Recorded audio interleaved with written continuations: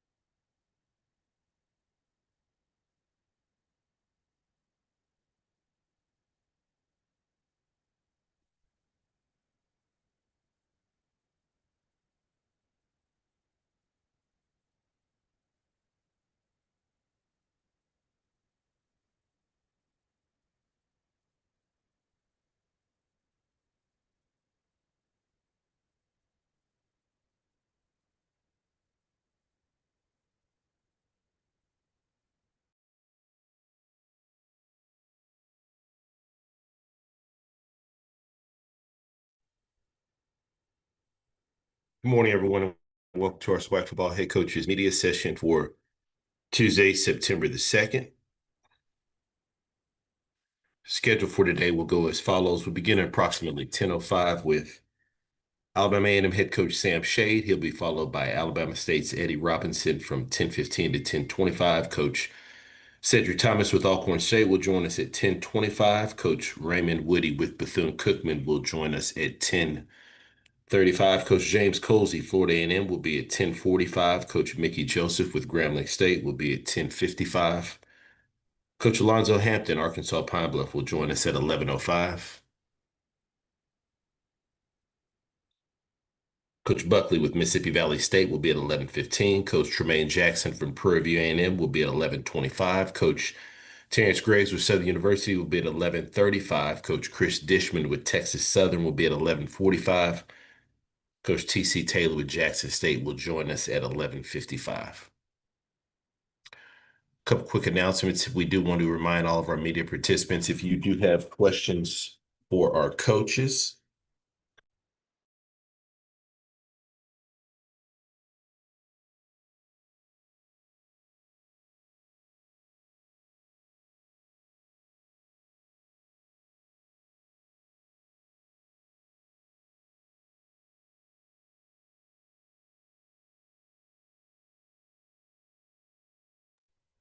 quick announcement, we do ask our media, if you do have questions, please utilize the raise your hand feature to get your question in the queue.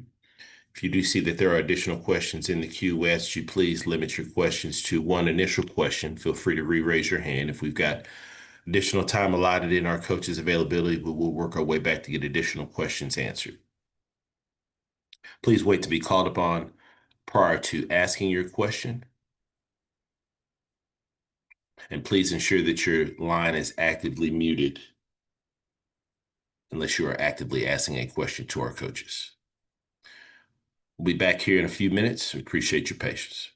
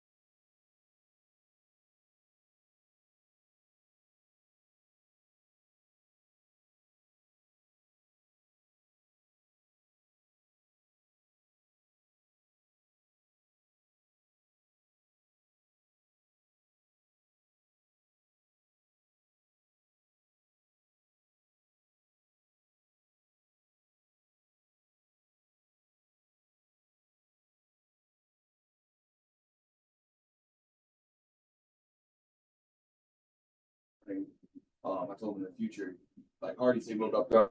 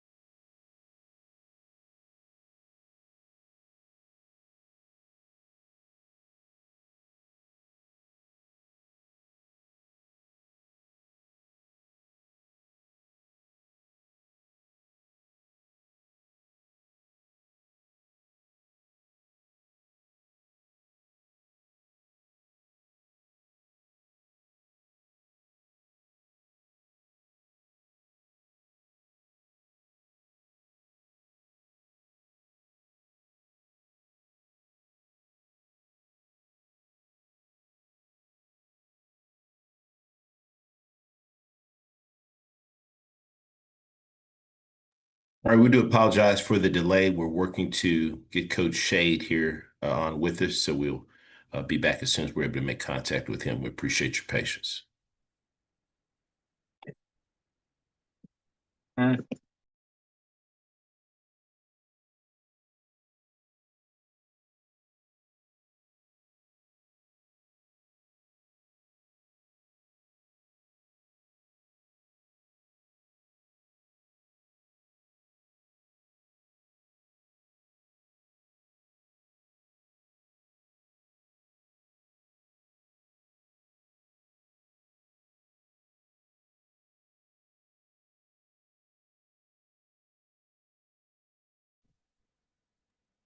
All right, I do see we have Coach Shade with us. Good morning, Coach. Good morning. Coach, thank you for taking some time out of your schedule to join us. Coach, if you could please start us out with an opening statement recapping your team's season opener this past week. Well, we traveled out to Fayetteville, Arkansas, and actually, started off pretty good. Ball game was 10-7 into the first quarter, going into the second quarter, and actually ended up 17-7 with around 3 minutes left in the second quarter. And, we were doing some good things. Obviously, they were doing some good things also, but after that 3-minute mark, we gave up 2 touchdowns before halftime that, really, changed the game around. Our guys came out and, we played physical and tried to match them as far as what they brought to the table. But, at the end of the day, you can't make mistakes, and you've got to execute against an SEC team or a Power 4 team like Arkansas. And we didn't do that. The score at the end of the game didn't really indicate how the game went. And the lessons that, we took from that game are going to help us as we move forward throughout this season. Recording in progress. Appreciate those opening comments, Coach. First question goes to Wayne Cartwright. Hey, Coach Shade, how's it going this morning? Going pretty good, man. I hope you guys had a really good Labor Day weekend. Yeah, it was great, and it was really good watching you guys. So my question for you, as you guys get ready for the game against Alcorn this Saturday, what things did you see from offense and defense that you guys think you did in the Arkansas game that'll help you moving forward into this game on Saturday night? Well, we did some good things, particularly early on. They scored first. They kick off to us, and we go 75 yards down the field. We have really good execution, no penalties, and things like that. But then after that, that's where we start having procedure penalties, and we get a block in the back by one of our receivers on a big play when the score was 10-7, where we actually felt like, if we don't get that penalty, we got a chance to. If we don't get 7 and make it 14-10, we get a field goal to tie the game up at 10. So the things we took out of that ball game is we've got to execute better, and we can't have penalties and things that are going to, we can't self-inflict wounds on ourselves as a football team. And we feel like we're going to work on that this week and get better in those areas. Thanks, Coach. Good luck against Alcorn. Thank you. Next question goes to Dr. Cavill. Kenyatta Cavill, Dr. Cavill's inside the HBCU Sports Lab. In that same vein, how do you evaluate yourself in a matchup like that? What are you looking for, particularly in the film? And then the follow-up question that goes on that is, how do you utilize when you're looking at certain things that you go about in terms of this next matchup, which is intriguing because it's a conference matchup, but it's a non-conference game? Well, the first thing is going into the ball game. I told our team, I said, look, people call this a money game, but I called it an opportunity game, for our players, because, I told our players, I said, look, we went through, they went through all season workouts. We went through all season workouts. They went through spring ball. We went through spring ball. They went through summer camp. We went through summer camp and training camp. So, I've got guys on this team that have, talked to me about, possibilities of playing after college, playing professional ball. And, for those guys, I said, hey, this is an opportunity for you guys. And then, some of our guys felt like they should have been recruited maybe by some bigger schools. And so we looked at it as an opportunity. And as a coaching staff, what we wanted to get out of it, we wanted to, see great effort out of our guys. We wanted to see execution, guys, being able to do it in a hostile environment and in a loud, big stadium. And so those are some of the things we were looking for. We were looking for how is our conditioning compared to theirs? Just a lot of things that you can take out of that game. And, like I said, we learned a lot. And so moving forward to Alcorn, you look at Alcorn, they lost a tough game on Thursday night, had a chance to watch some of that on Thursday night. And, just thought that they left some plays out there, but I'm quite sure they're thinking like we're thinking, saying they've got to come out and execute and not have some of the mistakes that we both had in our first ball games. Next question goes to Doc Holliday. Thank you. Coach Shay, how you doing this morning? Oh man, I'm doing pretty good.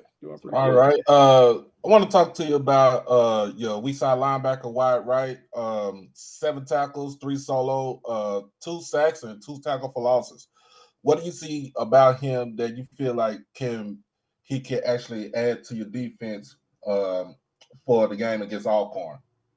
Well, we feel like Wyatt is going to really continue to develop and grow as the season goes on. He's a young man that actually he didn't join our ball club until the end of July for training camp because obviously he had been at another program and got in the portal. And when we watched him, we felt like he was going to bring a certain level of athleticism that we didn't have at that linebacker spot, and he does. He's definitely a difference maker for us. And, he's a guy that was still really trying to learn the defense and things like that. So we feel like he's going to get better as the season goes on. I appreciate you, Coach. Yes, sir. Next question goes to Ty Miller. Hey, Coach Shay, Ty Miller from Power News Radio Network. How you doing, man? All right, Ty, how's it going? Pretty good. I agree that the final score in the game was not indicative of how it was played. So on that vein, why don't you talk about the sustained defensive energy that I noticed throughout the entire game and how that's going to play throughout the season? Well, I've got to give a lot of credit to our coaching staff. I've got a really good group of coaches, and they do a good job of not only with the X's and O's, but also as far as getting our players to play at the max level that they can play at and getting the most out of them. The thing I talked about with the team is just that we didn't control the controllables in that game. Yes, man for man, they had more talent than we had, but really at the end of the day, it wasn't really about their talent. It was really about us not controlling the things that we could control, because the score is 10-7 in the second quarter. and we give up a touchdown, and we bust the coverage. We don't cover the guy. Like, I mean, he's running by himself wide open, and those are things that we can control. You know, if you're in coverage on that guy and he just makes a great play, quarterback makes a great throw, and the receiver makes a great catch, then yes, we understand that. But the things we can control, such as knowing exactly what to do and going out and doing it, executing, doing your job, those are the things that we've got to fix as a team. All right. Thanks, Coach. Welcome. This question goes to James Hill. Hey, Coach Shade, I hope you and the Bulldogs Nation are well. Can you talk a little bit about your first opportunity to play a HBCU game when you'll see Alcorn and just the opportunity for local fans and everybody, and it should be a great day? Oh man, we're super excited for our first home game in front of our fans, and we know that it doesn't count as a SWAC game because we've got 8 other SWAC games that are going to count. But we're definitely looking at this as a SWAC game because we're playing a really good SWAC team in Alcorn, and they're 0-1, we're 0-1, and we know they're hungry for a win, and we're hungry for a win. So, you know, just a lot of excitement. I think that our fans are excited. Will be excited for us to get back home in the Lewis Cruz Classic, celebrating Coach Lewis Cruz, the winningest football coach in Alabama A&M University history, and bringing back a lot of former players to the Hill to celebrate that, and also to cheer on the 2025 edition of the Alabama A&M Bulldogs. So, you know, we're going to have a big weekend, excited about it, but our minds are going to be on the game, and I think it's going to boil down to who wants it the most.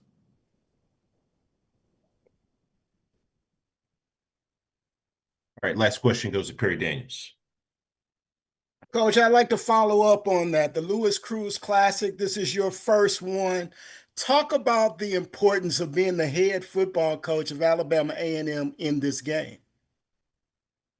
Well, it's huge because you know, there are a number of coaches that have come before me. I was actually the 22nd, so number of guys that came before me, and you know, Coach Cruz, he's the one that had the most success and laid a foundation here at A&M for Alabama A&M football. So you know, it's definitely a situation where we want to go out and represent his legacy well in this ball game. Not only his legacy, but also all the former players that played for him that he touched the lives of that will be back here to cheer us on. And we've really made an effort since I've gotten here in the off season to have our former players come back and talk to the team and things like that.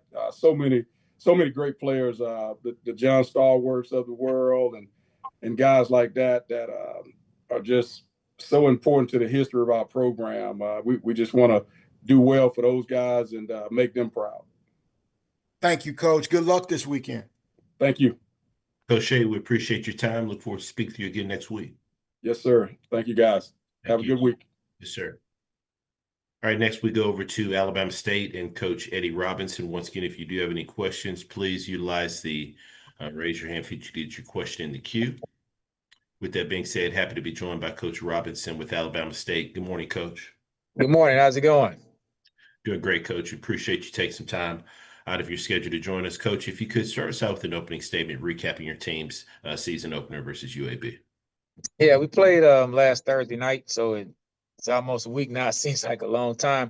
But went up there to UAB, to the stadium there, Protective. I had a good crowd, a lot of home Alabama State folks there. Got up to a really good start, was able to put points on the board. Andrew Body played a really good game. Jalen Jones, a couple of the receivers caught touchdowns, Asa Gregg. And so, but unfortunately, defensively, we weren't able to do enough. Gave up too many big plays. Had a lot of young guys out there, competed at a really good level.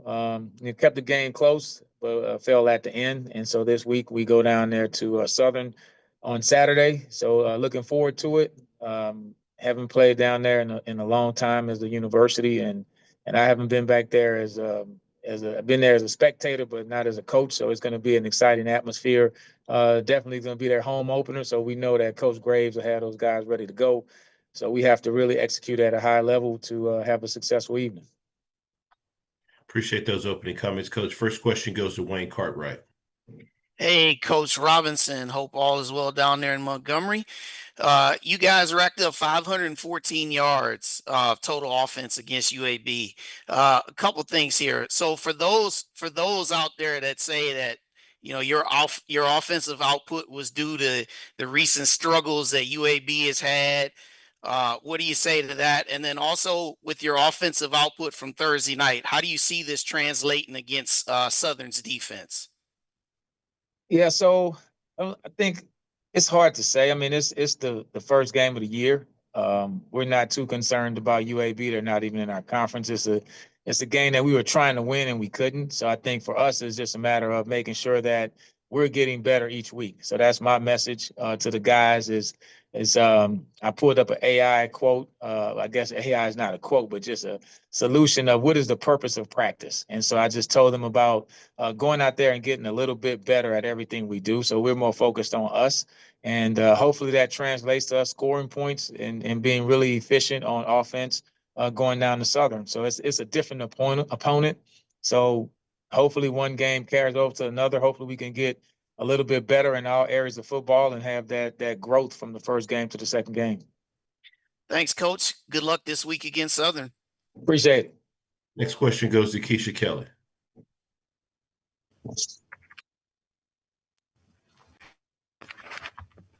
Hey, Coach. Keisha J. Kelly, Black College. How are you? Doing well. How are you today? Good. So you're headed down to Baton Rouge in an environment that we know is probably just as rowdy as it is at Alabama State. What is the team feeling like? How is that locker room after this past week's performance? Because we know Andrew got 431 yards, 5 touchdowns. What is the team feeling like heading over to Baton Rouge? Well, I think we have to go down there to play. I mean, they're a really good football team. They have one more game of reps than us, 4 more quarters of football. So we understand the challenge of going down there. So my first ever college football game was playing at Southern, and that's when they still had the dorms right on that walk going to the stadium. So it was an eye-opener for me. And we have a lot of young players and some older guys transfers and stuff like that. This will be their first game playing at Southern University. So it's a great atmosphere to play if you're the home team, but as a visiting team is tough. So we're going to have to go down there and kind of just settle into the game and execute early in the game, try to take the crowd out the game. That's going to be hard. We know how passionate the Jaguar fans are. So it's going to be a big challenge, and that's how we're looking at it. It's a challenge for us to go down there and just to try to get one win. That's our approach. Well, good luck, Coach. And the Villa is still standing. They still there. Okay. Next question goes to Troy White. Hey, Coach. I know there are no more victories, but I was very proud to watch Alabama State play UAB. That being said, it's my understanding that you had some injuries going into that game. Are you going to get guys back on defense? What's the health of the overall defense? Yeah, pretty good. I think we had a couple older guys that we would have wanted to play that couldn't play just out of more precaution. You don't want to risk missing 3 weeks when you can miss 1. So we'll have a couple guys back. And so, but for the most part, I think guys just have to mature. We had a lot of young guys play. We had a lot of guys who in the previous years, they were playing 15 to 20 snaps a game. Now you're playing 50 to 60 snaps a game. So you have to make that adjustment as a player of being mentally tough. And that's what we talked about. Yeah, you want to be physical, violent, but you got to be tough, but then mentally tough. Just going down there and knowing that, hey, now we're counting on you for 40 or 50 snaps, not just coming off the bench and playing special teams. So a lot of guys had different roles, and some of them did better than others, of course. So we need everybody to take that next step as a team, especially defensively. All right, Coach. Well, I look forward to seeing you guys this week, and good luck. Thank you. Appreciate it. This question goes to Doc Holliday. Coach E-Rob, how you doing today? Doing good. How's it going? I'm doing good. First and foremost, the player Andrew Body was spectacular. 5 total touchdowns, over 400 yards of total offense. What did you tell him as far as going into the game, coming back, like we said, coming back from the shoulder injury from last season? Well, that's a good question. Him and I talked about it the whole spring, summer, fall camp. he was, hey, coach, I need to take a couple hits. I said, well, we're just not going to let you take a hit in fall camp. But that's the biggest thing about quarterbacks in general. You know, you're always protecting them, but when they get into the game, now it's fair game. So you were just wondering, okay, once he takes the first hit, he has to settle back in. He did a great job of that, of course. And so I think he's just a determined kid. I think his focus, his leadership ability is at another level. And so and his play is matching that level. So he just has to be consistent. I think the quarterback position, more than any other position, I tell my kids consistently good equals great. And if he just goes out there and try to play a consistently good game, it'll end up being a great game. As long as he doesn't get out of himself and try to be Superman, try to make great plays, and he lets the game come to him, I think he can be a highly effective quarterback. So kid has a lot of talent, man. He has a lot of drive to go through 2 back-to-back season-ending injuries and still never complain, to keep working hard. So I think it's a guy that you want to root for. All right, appreciate you, Coach. Good luck this weekend. Thank you. This question goes to James Hill.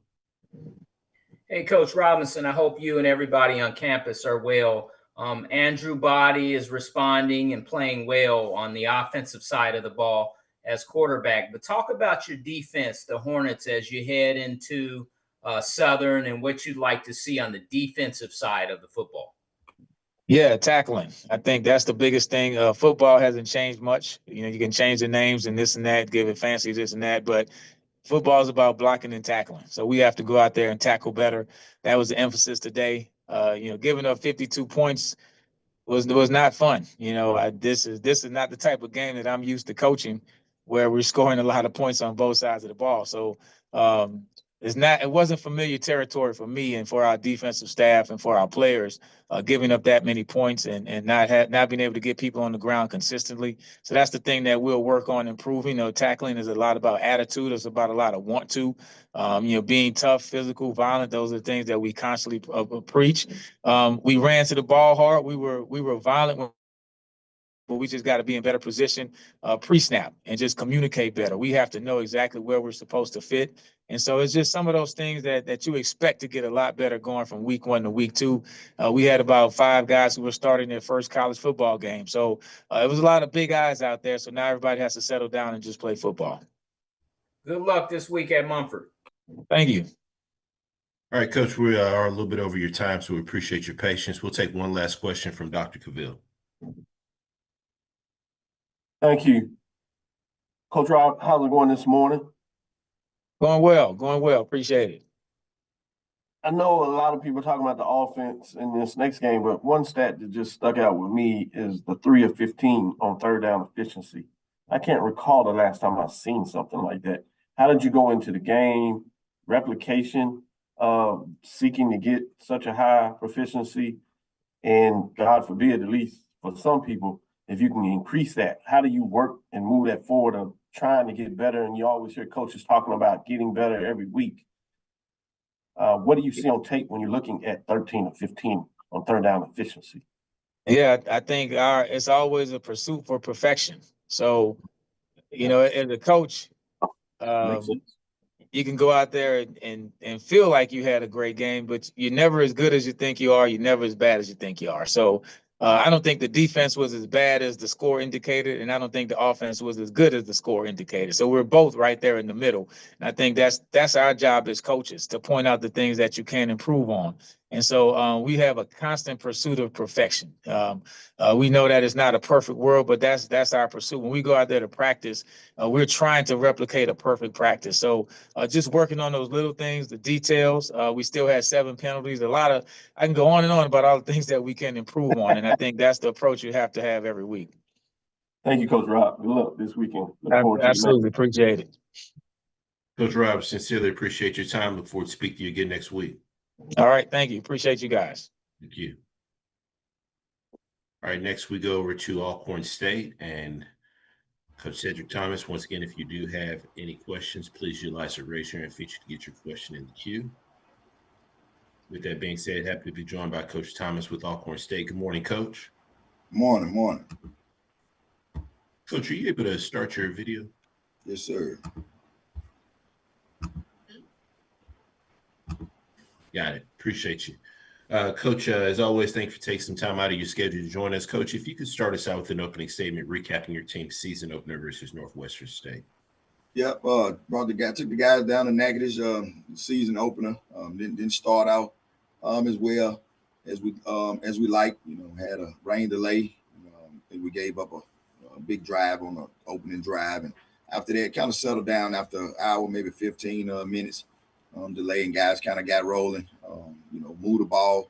I think we had 4 shots in the red zone, only came up with 3 points, and just got to do better and take care of football inside the red zone. And defense, made some timely stops and just shot ourselves in the foot with some, costly penalties. Just had to do a better job of managing the game and how the refs was calling. And just basically, I felt like we just ran out of time. Guys played hard, played tough.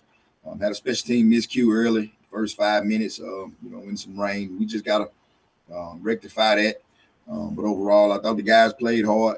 Thought the guys played with a sense of urgency. Just can't shoot ourselves in the foot early and often, and also definitely can't have 15 penalties. And so, got a lot of work to do. Guys were excited on the practice field today, and just getting ready for this really good Alabama A&M football team. Appreciate those opening comments, Coach. First question goes to Dr. Cavill. Kenyatta Cavill, Dr. Cavill's inside the HBCU Sports Lab. Coach Thomas, you talked about some of the concerns with the penalties in that matchup that made it more challenging than I'm sure you would like. How do you work on that as you move into your next game in terms of how that could help be successful if you travel to the Hill in a non-conference conference matchup? Yeah, really good question. We got to look at ourselves subjectively and understand, why was it called and what was the circumstances, behind it being called. And so a lot of the technical stuff, got to keep our hands inside, got to make sure we're moving our feet. And we just can't snatch guys, down. It's been a technique that was coached and been done in the past. It wasn't called in our conference, but however, in the Southland Conference where that referee crew was from, they just wasn't allowing it. So we just got to make early adjustments in phases in which we see the refs going to call a game. And so I thought, we made the adjustments late, but we just, too far and few between, and so I think we just got to have that mindset going in, starting from practice reps and also just letting that, apply that same coaching once we get on the football field on Saturdays. Thank you for sharing that insight. Good luck this weekend. Yes, sir. Question goes to Wayne Cartwright. Hey, Coach. So you guys, when you went in the weather delay, you guys were down 13-0. So what was the discussion with the team? What adjustments were discussed? And then also Jalen Tolbert threw the ball 44 times. Is that something that you guys have discussed about balance as you get ready for this next game? Yeah, the adjustment, discussion was just settled down. I thought we was kind of, genuine anxious, man. First game of the season and everybody just pressing to make a play instead of letting the game come to them. And I thought they settled down for the most part, just got to hone in on the small things and the aspect of scoring, inside the red zone. And, we got down, from a penalty standpoint, it's a lot of 2nd and 25s and, 1st and 20s and running the football. We didn't feel like that was going to make that 3rd or 2nd down manageable. So we definitely don't want to be in a situation where we're throwing the football, over 40 times. But also we just got to win. We feel like we got wideouts that's good enough. If we can catch the football consistently, got an O-line that protect. At the end of the day, whatever's going to take us to score points, we got to do it. And whatever that high probability, whether running or passing, just taking what the defense gives us will give us opportunity to be successful going forward. All right. Thanks, Coach. Talk to you next week. Yes, sir. Question goes to James Hill. Hey, Coach, I hope you and everyone on the reservation are well. The rushing game, Mr. Davis and Mr. Sewell, committee, just talk a little bit about the Alcorn rushing game and what you'd like to take going into the Alabama A&M game. Those guys, we feel like those guys are all going great. They good. They run behind their pads, physical at the point of attack. And so we just got to make sure that we make the first man miss. Sometimes we get a little bit too aggressive and just our running back approach. And, the objective is to make them miss. We don't always have to run through them. We know that, that's a probability, if it happens. However, we feel like we can win with those guys. And so Watching A&M defense run around, not just Saturday, but just, even back from, those guys, coaching at Miles, looking at that whole season. Those guys are coached well, they disciplined, they physical, run around and hit people. So we got our hands full, and those running backs really going to have to tote the load for us. Have a blessed week, Coach. You too, sir. Question goes to Doc Holliday. Coach Thomas, how you doing this morning? I'm blessed. What's up with it, Doc? I'm doing good. Two things that come out to me is third down efficiency at 5 of 17, but also the penalties, 15 penalties for 123 yards. What do you tell your team as far as trying to stay level-headed when it comes to the game? Yeah, we just gotta, we gotta use our technique. We have refs that does an amazing job. They come out, they watch some of our practice, and also a lot of our scrimmages in fall camp, and we didn't have those issues. And those refs, do an amazing job while we're here. And so we just got to make sure we don't get out ourselves and go to rushing, and try to just, make the kill play. And we talk about playing through the whistle, but sometimes we just got to be mindful if they're gonna call it, or we're going to the ground, and we got to let those guys go. From a penalty standpoint. And, the penalties is a direct reflection of the 5 for 17 or whatever that third down number is, because when you put yourself behind the chains, now you're forcing some really good defenses in this league, and defense that we got to play. And so when that thing get, 3rd and 12, 3rd and 10, 3rd and 8, those are not manageable. We got plays in the system to kind of help, but it's just tough going against really good defenses when you're behind the chains and such. All right, appreciate you, Coach. Yes, sir. Last question goes to Perry Daniels. Good morning, Coach. Good morning. Can you evaluate your quarterback play, your Howard University transfer, Jalen Tolbert, and also could you speak about Louis Cruz and the importance that he meant to your university? I thought Jalen, kind of got rattled a little bit early. And once he settled down after the break, the wideouts didn't help him much. Early, those guys caught some passes down the stretch, but we had about 6 or 7 drops that really could have, had his confidence a whole nother plateau. He could have been a whole lot higher. And 6 or 7 drops is just way too many. And so I thought, minus the drops, he managed the offense. Got to use his legs a little more, but also didn't get rattled. When things was, not going well in a hostile environment, I thought he settled down and he rallied the troops. And Coach Cruz is just one of those legends. I played in that classic when I was at Pine Bluff and had a chance to learn a lot about him. And just being an all-time winners coach, at that institution, at any institution for that matter, it's just always a great fleet. And so to be a part of it, is really good.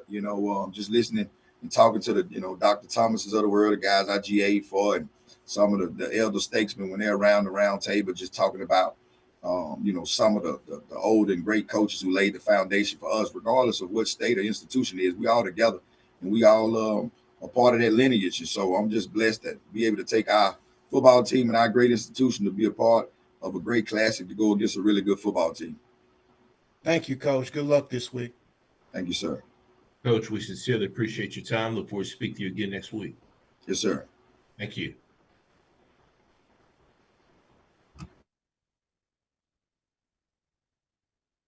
All right, next we go over to Thune Cookman, Coach Raymond Woody. Good morning, Coach. Good morning. Coach, as always, we sincerely appreciate your time joining us. If you could start us out with an opening statement, recapping your team's season opener. Also, we had an hour and a half rain delay, down there in South Florida, Pitbull Stadium. Then we got started around 8, and we started out on offense. We got to a 3rd and 14 after false start penalty. We were able to convert on a 59-yard pass to Javon Ross. We were not able to, score. We ended up 3rd and medium, had to settle for a 35-yard field goal by Juan Dominguez. Then we took a 3-0 lead, and they drove down the field and do a good job stopping the run. We were able to get to the red zone, 5 times, selling for field goals 3 times, and then going for it twice and didn't convert. Had opportunities to get takeaways, but were unable to capitalize, had 5 drop interceptions, ended up, losing, and the score didn't indicate on, how we ended up playing, but we got to make sure we capitalize on those opportunities. Appreciate those opening comments, Coach. First question goes to Wayne Cartwright. Hey, Coach Woody. How you doing? Doing well. So question for you is you had both of your top quarterbacks play, Tim McLean and also Cam Ransom. So first thing is, who's going to start against the U this week? And then also, what are you looking to see between both of them that's going to separate them as to who's your starter moving forward?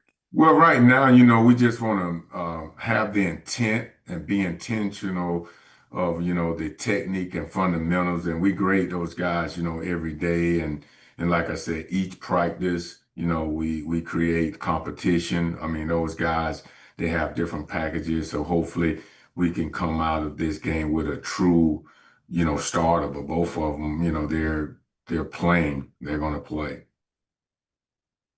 All right, Coach. Good luck against you this week. Thank you. This question goes to James Hill. Hey, Coach, I hope you and everyone in Daytona are well. I had the opportunity to cover your game down at FIU. Can you talk about Mr. Ross, 6 targets for 109? He didn't get in the box, but he was moving the chains. And then also talk about Coach Simmons getting an opportunity to coach against him with a new helmet. Well, I tell you what, Javon, he's a local guy, from D-Land, Florida, worked real hard in the spring and then also during the summer and then having a big time fall camp. And obviously it wasn't no surprise, that he did what he said he was going to do. A guy like that, get him out in space. And it was really exciting, being a freshman last year to step in now as a true sophomore to show what he can do, with the ball in his hands. And then obviously Coach Simmons, I mean, he got a really good team, 50 new guys. They're going to be solid, especially going in their conference. It was good to see him, and he had those guys ready to go. And like I said, we fell short, but certain things that you can't do against good teams. You cannot miss opportunities. We missed several layups that we shouldn't have. But at the end of the day, that's why you coach, and that's why the players going from week 1 to week 2. We talked about the intent of just working on those techniques and fundamentals. Thank you, Coach. Good luck against the U. Thank you. Next question goes to Perry Daniels. Good morning, Coach. Good morning. Coach, you have this team with the score 7-3. They were up. You had them on their own 11-yard line and got a penalty on 3rd down, which extended their drive. Can you talk about that and what may have been if you were able to get them off of the field at that point? It changes everything. 21 plays after that. I mean, it's just certain things that, you can't do. Like I say, the self-inflicting, penalties. I mean, playing against any team, but especially a team, like, FIU, bigger. And obviously they got some, skill preseason guys. And, that hurts you, when you, do that. And that's something that, we're not known for, to shoot ourselves in the foot. And I was disappointed in that penalty. And what do you tell this team going against a team that looked as good as the University of Miami looked this weekend? Well, again, you got to be intentional with the technique and the fundamentals. I mean, obviously they're a top 10 team, great opportunity, to go into a game like that and do the things that that you need to do to have a chance, to win. But it's going to be a hostile environment. And, those guys, like I said, we got to make that big jump from week 1 to week 2. But, playing against a team like Miami, we can't have self-inflicting penalties. I mean, it won't even be close. Thank you, Coach. Good luck. Thank you. Coach, we sincerely appreciate your time. Look forward to speaking to you again next week. Thank you. Thank you. All right, next we go over to Florida A&M. Coach Colzie, once again, if you do have questions, please utilize the raise your hand feature and get your question in the queue. With that being said, happy to be joined by Coach Colzie with Florida A&M. Good morning, Coach. Hey, good morning, everyone. How you doing? Doing great, Coach, and thank you for taking some time out of your schedule to join us. Coach, if you could please start us out with an opening statement, recapping your team's season opener versus Howard. Obviously, a tough loss for us. You battle all game. Howard obviously played a good game as well. Lose on a game-winning field goal as they set themselves up. I think just for us defensively, we thought we had them where we needed to have them. 9-7 stopped them for the entire game. Obviously, unfortunately, gave up a couple big plays via some missed tackles, and they get a chance to put themselves in a position to win, and ultimately they did. Offensively, you start a brand new quarterback. Obviously, you're not used to the amount of points we normally score here, but only getting 9 points obviously affected the football game. But he did some good things, did some bad things. Ultimately, we didn't want to. This wasn't a spot where we thought a guy who earned the opportunity earned the job. Never really had any discussion about taking him out, but did some good things, did some bad things, but obviously as a staff need to make some adjustments across the board, and looking forward to playing FAU this upcoming Saturday. Appreciate those opening comments, Coach. First question goes to Doc Holliday. Coach Colzie, how you doing this morning? Doing well, Doc. What's going on? I'm doing good. I got a question for you. So, do you think the game was too close, in your opinion, that you feel like you could have changed quarterbacks kind of late in the game to try to give yourself some sort of offensive output against Howard? Well, I thought we moved the balls, somewhat in the half, before the first half, right? And we were kind of in a similar predicament last year, where we thought we might have been struggling on offense. And at halftime we actually had the conversation about possibly changing quarterbacks, and ultimately, if you remember last year, we didn't. We came out and scored a touchdown, but we actually never even had that conversation at half. The conversation we had at half was on a couple of things we thought we needed to do a little bit better offensively. We had a couple spots that we wish he would have made those throws, and who knows what would have done that to his confidence. But if you look at the stats, we held onto the football. I want to say almost 20 minutes in the second half. Controlling the game, moving the ball.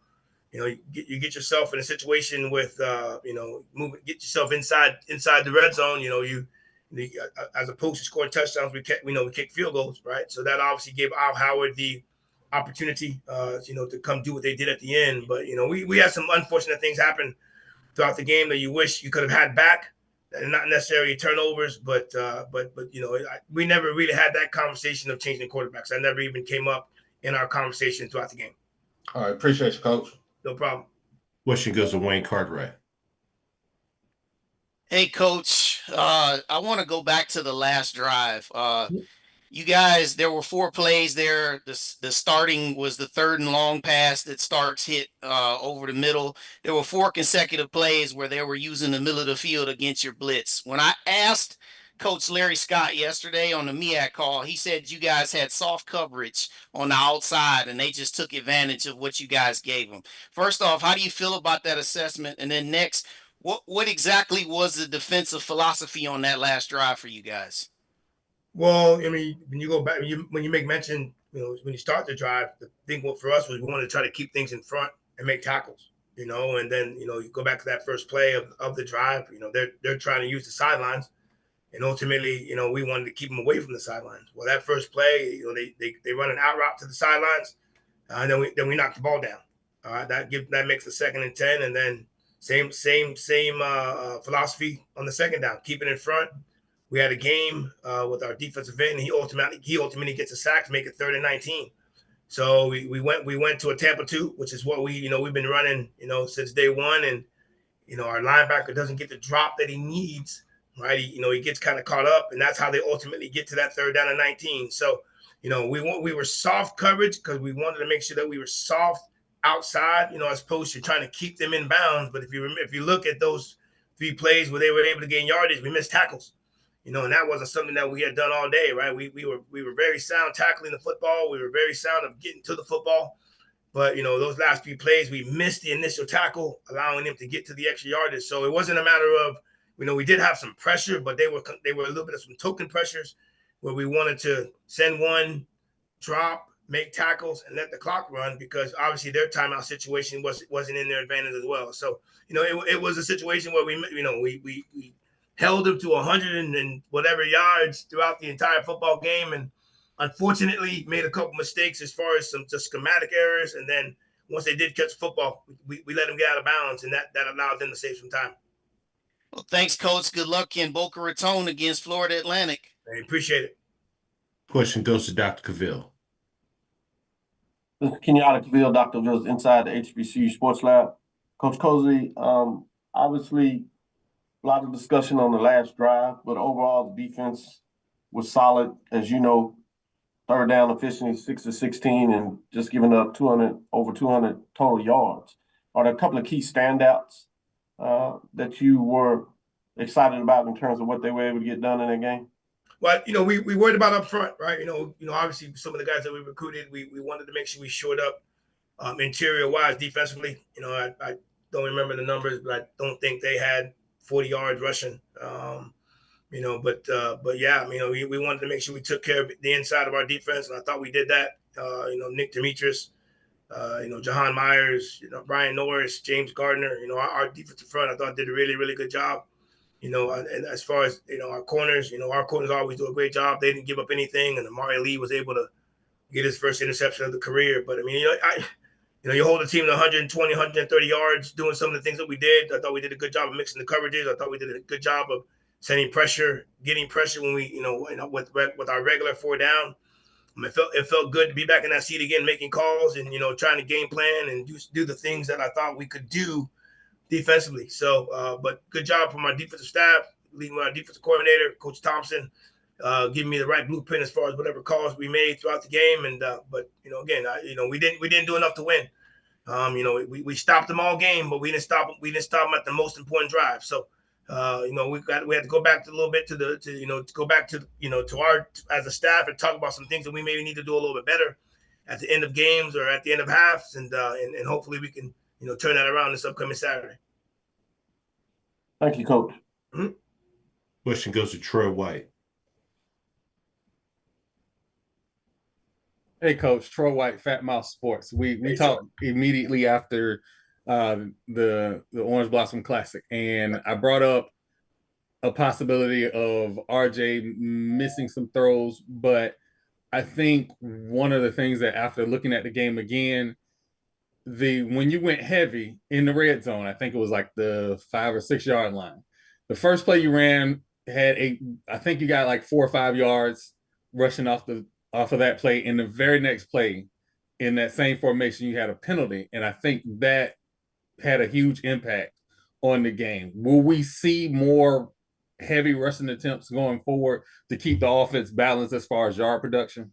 Well, if I can rephrase what you said, it was a costly penalty, and it was a very, very costly penalty. We're getting ready to go in technically for a touchdown. Then obviously replay shows, replay shows what it showed, right? And but a very, very costly penalty that pushed us back. Now our mindset's a little bit differently as far as what we're trying to do. We when you get into that part of the field, you want to be able to hammer it in, and we, first and goal. I want to say I thought it was either from the 6 or the 7. We get the ball to the 2 yard line, right? So we're at an advantage, right? They're reeling a little bit. They're getting tired, but now because of the flag, now we have to push it back, and now we have to play for a field goal. Whereas opposed to how we were driving and where we were going, we're looking to try to score a touchdown. So. Philosophy, and again, you make the philosophy as far as trying to stop the run and run the football. But that's everyone's philosophy. Everyone wants to be great running the football. Everybody wants to be great stopping the run, and that's similar to us. But there are going to be times when we run the football because that's what the situation says. But again, I thought we did a good job late in the game, getting the drives that we needed to get. But when you get inside that area and you keep kicking field goals. right? It leaves you open for the type of things that happen at the end of the game. So, again, we controlled the time of possession in the second half, but we only got field goals, right? And we needed to at least get maybe one of those to make us get some touchdowns to allow them to now have to maybe score a touchdown at the end of the game. Then maybe the situation is a little bit different. One last question. Absolutely. A lot has been made about some of the missed throws that happened this weekend. What are you guys preparing to do to try and get the offense in sync so we don't miss explosive plays? Because those were explosive potential plays. They were costly, man. I mean, again, we had one guy that was wide open early in the game. And again, I mean, RJ's not going to be the first quarterback to miss a throw right there. I mean, a lot of people have missed throws and missed people that were wide open, right? I mean, I take myself back to what we did in 22. In 22, we had a couple blowout losses, and obviously, Coach Simmons was our head coach, and I was on the defensive side, and a lot of people wondered what he was going to do, and that quarterback at the time was my man Musa, right? So the first 2 games he struggled, right? But the thing that we didn't know is that what I'm going to do, and why we made the decision on as far as who the quarterback is that we put that person in a position, to where hey, he's earned the job.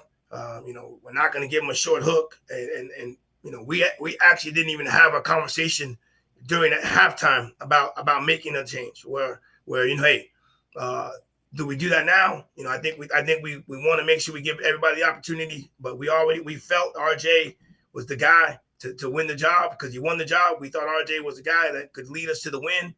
I thought he did a really, really good job in his last drive to get us to possibly get us to victory.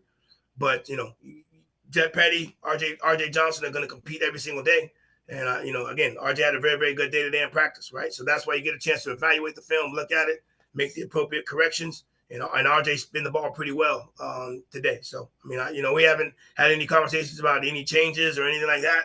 So I wish we would stop talking about it. But we haven't made any decisions on that. Obviously, it was this guy's first game after sitting at Toledo for 2 years, where a lot of quarterbacks are in that situation. We unfortunately or fortunately are in that situation right now. He's going to go into a second game, and I think we'll see a big improvement from him. This upcoming Saturday. Last question goes to James Hill. Hey, Coach, I hope you and everybody in Tallahassee are well. When you think about FAMU headed into play the Owls, talk a little bit about that team and what you see on tape and what you want to get done. Well, when you play them, right, you look at what they did last week against a very, very good Maryland football team, and then you have to kind of gauge back to what the head coach was the offensive coordinator at Texas Tech. So now we're looking at our Texas Tech film. We're looking at the quarterback. The quarterback that they have, he came from Western Kentucky, so we're looking at Western Kentucky film. And then you look at the film that they had against this past weekend against Maryland, right? So their air raid, they want to even though they scored 7 points this past Saturday, them guys ran 94 snaps, so they want to get it and go, and they're not going to leave a lot of time to put pressure on the quarterback. They have their reads, they're going to make their throws, so they're so where today defensively, we had to make our defense practice day very, very chaotic because that's how they make it, and then on offensive side, we control the tempo. So, I think the biggest thing is just trying to get ourselves ready. We feel we're conditioned because I think our strength and conditioning staff do a great job in regards to our conditioning. But as a staff, we have to make this thing extremely chaotic because that's how they're going to try to make it defensively for us. So, they're probably licking their wounds just like we are. A team that probably thought they had a really, really good chance to win and they did not. We're both 0-1. I don't think ideally, we felt we would be in this situation, but we can't worry about what they do. We know what they do on offense. We know what they do on defense. We just have to make sure we're making our improvements as far as FAMU goes. Thank you, sir. Have a blessed week. Absolutely. Coach, we appreciate your time. Look forward to speaking to you again next week. Appreciate you, man, and good luck to everyone else this weekend. Thank you. Mm-hmm. All right, next we move over to Grambling State, and hey, Coach Joseph, once again, if you do have any questions, please utilize the raise your hand feature to get your question in the queue. With that being said, happy to be joined by Coach Joseph with Grambling State. Good morning, Coach. Good morning. Coach, sincerely appreciate you taking some time to join us. If you could, please start us out with an opening statement, recapping your team's season opener versus Langston. Well, I thought we executed in all three phases. We thought we played the entire game. I enjoyed the effort. The effort was there. I didn't enjoy the last 8 minutes when we put some of the backups in. And like I told my coaches, you're responsible for your group to play well. I don't care if it's the ones, twos, threes, or fours. So I got to do a better job with my staff and with the players when they get in a game like this. But when you're in a game and you have 63 scholarships and they have about 5, you should be able to execute, and the game should look like this. So I tell my kids right now, don't read the press clippings. Don't worry about the pats on your back, because the same people who's patting on your back was telling you last year that you suck. So don't listen to the outside noise. Stay within the building, when we're going to be fine. But it was a win. We got to take the win, and we got to move on. Appreciate those opening comments, Coach. First question goes to Wayne Cartwright. Hey, Coach Joseph. So when you sat with me at Media Day, we talked about the opportunity to play Ohio State, which is about less than a mile from where I'm currently sitting right now. Yes, I work on Ohio State's campus, but you talked about the opportunity to go play a team like this. So my question for you is, how is the tenor of the team, or how do they feel about coming up here to play Ohio State now? And then also, what are some of the things that you're looking to get from your team that you can see moving forward as you apply it, getting ready for SWAC play ahead? Well, I think it's a great opportunity. I don't know if the rankings came out yet, but I'm sure there'll be one or they'll be close to one. It's a great opportunity, to go up there and play a team like Ohio State. Like I said yesterday, Ohio State's been winning before the NIL and before the shared revenue. They've been winning. So their program, their administration has been consistent. Their athletic department has been consistent for years, and that's why you win. So we take on the challenge, because it's going to be a huge challenge. But we're excited. We're excited to go play on that stage. So what we're looking for to get out this game is that it's clean. And we always talk about it's got to be clean. Having 11 people on the field, not 12, not 9, and also that we focus and we finish. But we also talked about the kids that just compete one play at a time. Just give it everything you have, one play at a time. We understand what we're going into. We understand that, I know on paper they're probably not at 105, but I know they got enough money to support 105 scholarships, and we're at 63. So it's a huge task, but like I said, this is a great opportunity. It's a great memory for our kids. So we're just going to go in there and swing. That's all we're going to do. Well, thanks, Coach, and good luck up here in Ohio. Thank you. Question goes to James Hill. Coach, I hope you and everybody at Grambling are well. Talk about your quarterback play, as he had a successful day, but do you want to take that into Columbus? Yes. Zay had a great day. He was 20 out of 25. He missed 2 throws, and I think he had a drop or 2. But the poise was there. He put us in the right run plays. He had us on the right protection. He read it the way we wanted to be read on the passing concepts. So we're excited the way Zay played this week. That's one reason we took him, because just the poise, and he's a quarterback. And like I told him today at practice, we just got off the field. He signed up to play quarterback, and some of our plays are long, some of our plays are a mile long, and sometimes he misses a part of it because he said they're long. Well, I can't do anything about that. He signed up to play quarterback, so he gets it. He gets coached harder than anybody in the building, and he takes it. But the kid's a competitor. He's got a high football IQ, and we're happy to have him. And he played well on Saturday. We just got to make sure we have a right game plan for him so he can be successful on Saturday. Coach, the Ohio State, yes, they're a national brand. They set the standard. But when we look at Grambling, the G-Men, Coach Rob, yourself, and what Grambling does, we know that Grambling, and you've said it before, this is a national brand. Talk about the display of HBCU football, the SWAC, Grambling, and the whole concept going in. Well, I always say this, I don't know if Ohio State would have called Coach Rob back in the 60s, 70s, and 80s and say, let's play. He had loaded talent. He had a loaded locker room. So, it is a national brand. Ohio State's a national brand. It's going to, like I say, it's going to be great for both universities to square off, in the horseshoe. So I'm sure our student athletes are excited. I know our band's excited.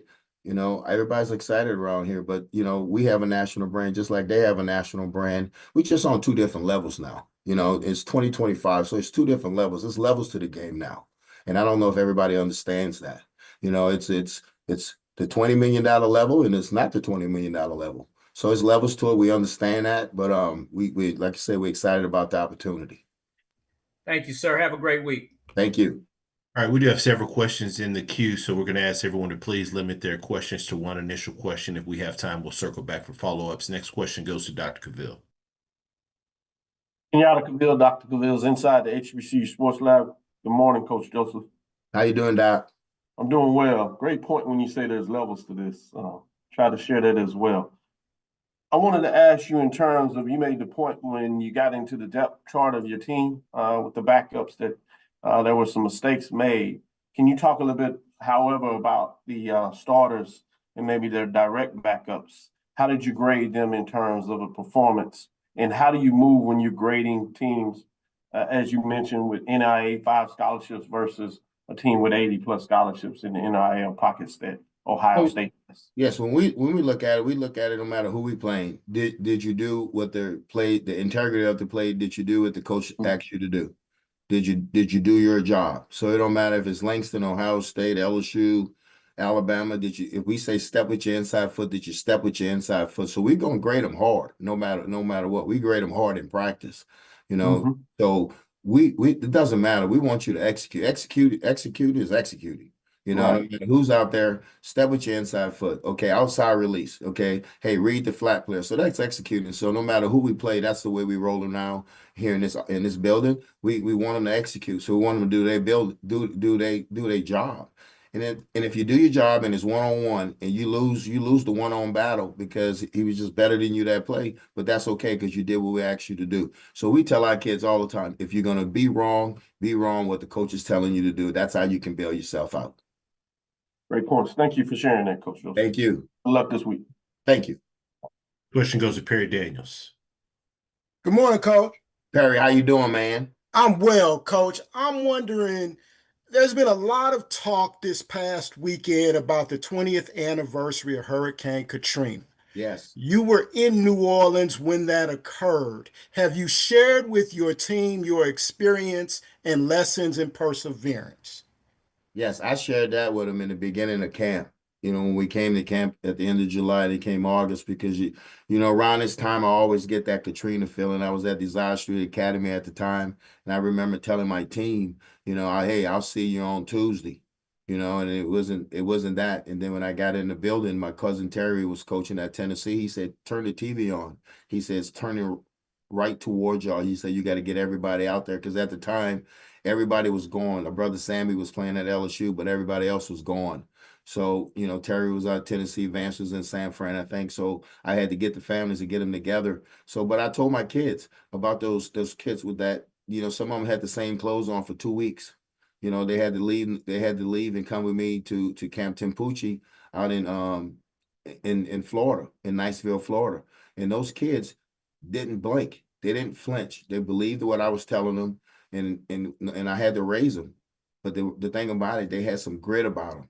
You know, they were 13 and 14 years old, and they was blessed for what they have and what they had. And that's what I tell my guys. Hey, be blessed with what we have, and don't you know, don't give an attitude about what you don't have, because you can't miss what you never had.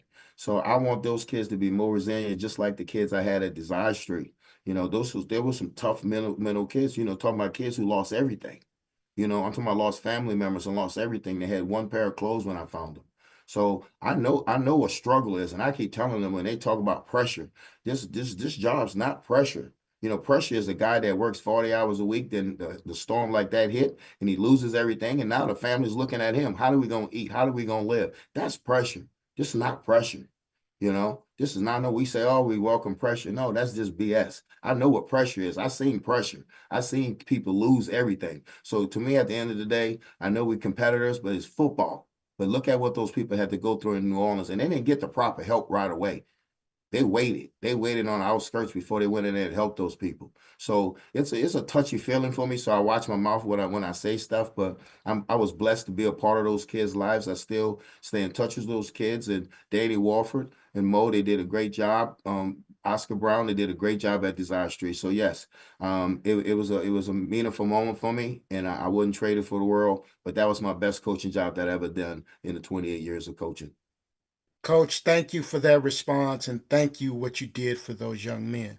Thank you. Last question goes to Doc Holliday.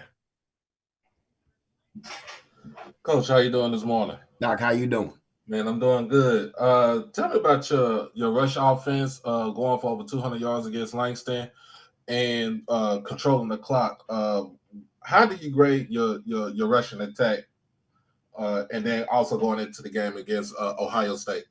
Well, we changed our philosophy a little bit. It was a philosophy that I had for about the last 5 or 6 years, throw to open up the run. So I just went back to my Nebraska days. We're going to run the ball, to run the ball, to run the ball, to run the ball. And we're going to use multiple backs. We're going to identify the boxes like we identify coverages, and we're going to run the football. We're going to be happy with 3-yard runs. We're going to try to bloody your nose every single time. We're going to lean on you. We're not going to let you do what this conference does well. This conference does well. They rush the passer. But now I want to see them kick on blocks. And that's what I want them to do, because at the end of the day, when you look at this conference, they're very athletic, but now we're just going to run at them and see if they want to take on blocks, because it's hard to take on blocks for 45, 50 plays. You can rush the passer, but when you're getting down blocks, kick out blocks, reach blocks, that's kind of difficult. And you can slow pass rushes down by running at them. So that's what we want to do. That's our philosophy. We graded on if it was a positive 3 or 4 yards. A sufficient run to us is 4 yards. But if I get 3, I'm happy, because now if I get 3 on 3 downs, it's 4th and 1, then I'm going for it. So we're going to continue to try to get better at the offensive line, get better at the tight ends, and the receivers did a great job of blocking.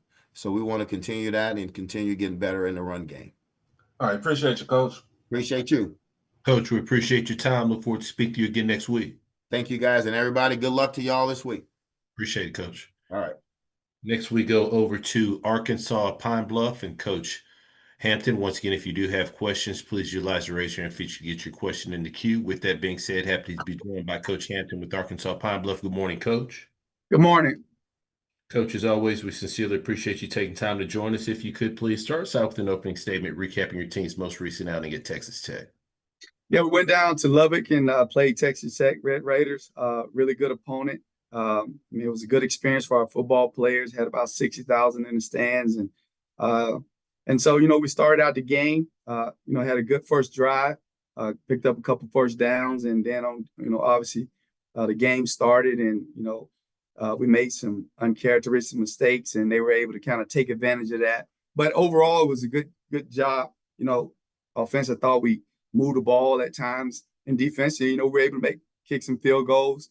And, in some instances, they just had better players than we had at certain positions. Obviously, the O-line, D-line, they had their way there, and we knew it. But overall, we didn't get anybody hurt. So it was a lot of positives. The quarterback played well for us. Starting center played well. Had some young guys on defense. Freshman corner played really well. And so it was a lot of improvement. Had a new punter, broke in. He did a really good job. They were able to block one, but that was because we ended up cutting the guy loose. Didn't ID it correctly, but we'll get that shored up. So excited to be headed to the next game. And as we say, got the preseason game out of the way. Now we can play some football. Appreciate those opening comments, Coach. We have several questions already in the queue, so please limit your questions to one initial question. If we have time, we'll work our way back for follow-ups. First question goes to Wayne Cartwright. Hey, Coach Hampton. So you guys are getting ready to play Central Arkansas, who had a similar game to you. They lost 61-6 to Missouri. So what are your thoughts about them, and what do you take from your team's performance from this first game that you can utilize against Central Arkansas to your advantage, in your opinions? Yeah, obviously Central Arkansas is a well-coached football team. Last year I thought they would have made the playoffs. They had some injuries down the line. And it's a lot of carryover from, the coaching staff. I think what we both can do is you get excited for this game. It's more apples to apples this week. We played them last year. It was a good game for a quarter and a half. And then they were able to make a couple plays. They had two really good players. One got drafted. The running back was probably one of the best running backs I've seen. He had speed. And so we're excited about the opportunity to be able to go to Conway and play these guys. A lot of familiarity with the players and the coaches. So it's exciting for both teams. Obviously, when you come off the game that we both came off of, you just kind of want to bottle up all the good things that you did. And now, as I said, no more preseason football. So now it's kind of good on good. You got some stuff you can go back and watch from last year and then kind of go from there. But it's exciting. I think we'll travel well, do a lot of black and gold in Conway. So I know they're excited, looking for their first win of the season, just like we are. Good luck on that purple and gray rug down there, Coach. All right, no problem. Next question goes to Dr. Cavill. This is Kenyatta Cavill. Dr. Cavill's inside the HBCU Sports Lab. How you doing? I'm doing well. Coach Hampton, I wanted to ask you, you talk about the excitement going up to play a team within the same divisional classification. What particularly has you excited about these in-state type of matchups, particularly against this Central team? Well, obviously, number one, there's been a really good program over the years. I think they probably averaged 7 to 8 wins. And, our kids know a lot of their players. And again, they're in a really good conference. And so our guys get a chance to go against guys that they're familiar with. But then it's a really good opportunity for us to measure ourselves against a really good FCS opponent. And so that's what we're excited about. And anytime you play an in-state opponent, man, it's just kind of like it's bragging rights. And so last year they got the best of us. We jumped out on them, and then they came back. And again, man, they had some really talented football players. This year, we got a young team, but we got some really good football players. And I think we match up really well with them. So I'm excited about that, to see us get on the field and compete at 6 o'clock on Saturday. Thank you, Coach. Next question goes to James Hill. Hey, Coach, I hope you and everybody in the Golden Lions Nation are well. Talk a little bit about your quarterback, Mr. Peters, going 17 of 33 for 123. He had 1 touchdown and 1 pick. What do you see from that gentleman as you head into the Central Arkansas game? Well, I'll tell everybody this. I mean, obviously, I thought he did a really good job of, playing within the game plan, doing what Coach asked him to do, getting the ball out on time. Obviously, they had 3 guys on that D-line that were really good, making over $1 million. And so we had to get it out. He did a really good job. And even on the 1 interception that he threw, the receiver probably could have helped him out a little more and fought for the ball. It was on a slant route. And but this kid, he's very comfortable in our system. He's in grad school, very intelligent young man, has the right demeanor, highly competitive, which is what you need. And he can flat out run. So obviously this week here be more to our liking. We got more, like I said, apples to apples. And so he'll be able to do a little more than he were able to do last week. And then our receivers, I thought they did a really good job of getting open. We just didn't have the time to be able to sit back there and throw it. So we feel good about the matchup that we're going into. And again, Christian Peters is an excellent leader on our football team. And so I'm excited to watch him grow from week 1 to week 2. Thank you, Coach. No problem. This question goes to Tanner Spearman. Good morning, Coach. Obviously, when you guys played UCA last year, they had a pretty good day running the ball. Obviously, they don't have Powell anymore, but they still ran for over, I think, 150 yards against Missouri last week. What stands out to you about their rushing attack this year, and what do you guys have to do to be better prepared to stop it? Yeah, man, you got to get hats in the box. We got to crowd the line of scrimmage. We got to challenge those receivers. And do things like that. You got to stop them. I mean, they got a couple good running backs, as you said. They're not as explosive as last year, but they're just as good. The big back Zero, he's running the ball tough inside. Then they got a change of pace, running back. They bring in a couple guys that can get to the edges. So, man, that's any kind of time that you're playing a football game, got to be able to stop the run. And so they were able to run the game. I watched the game live, and I went back and watched the TV copy. They did a really good job. The O-line's doing a really good job, man. So we're going to have to fit up the run pretty well. And at times we did a really good job last week on stopping the run. So like I said, I'm excited about this game because it's more apples to apples.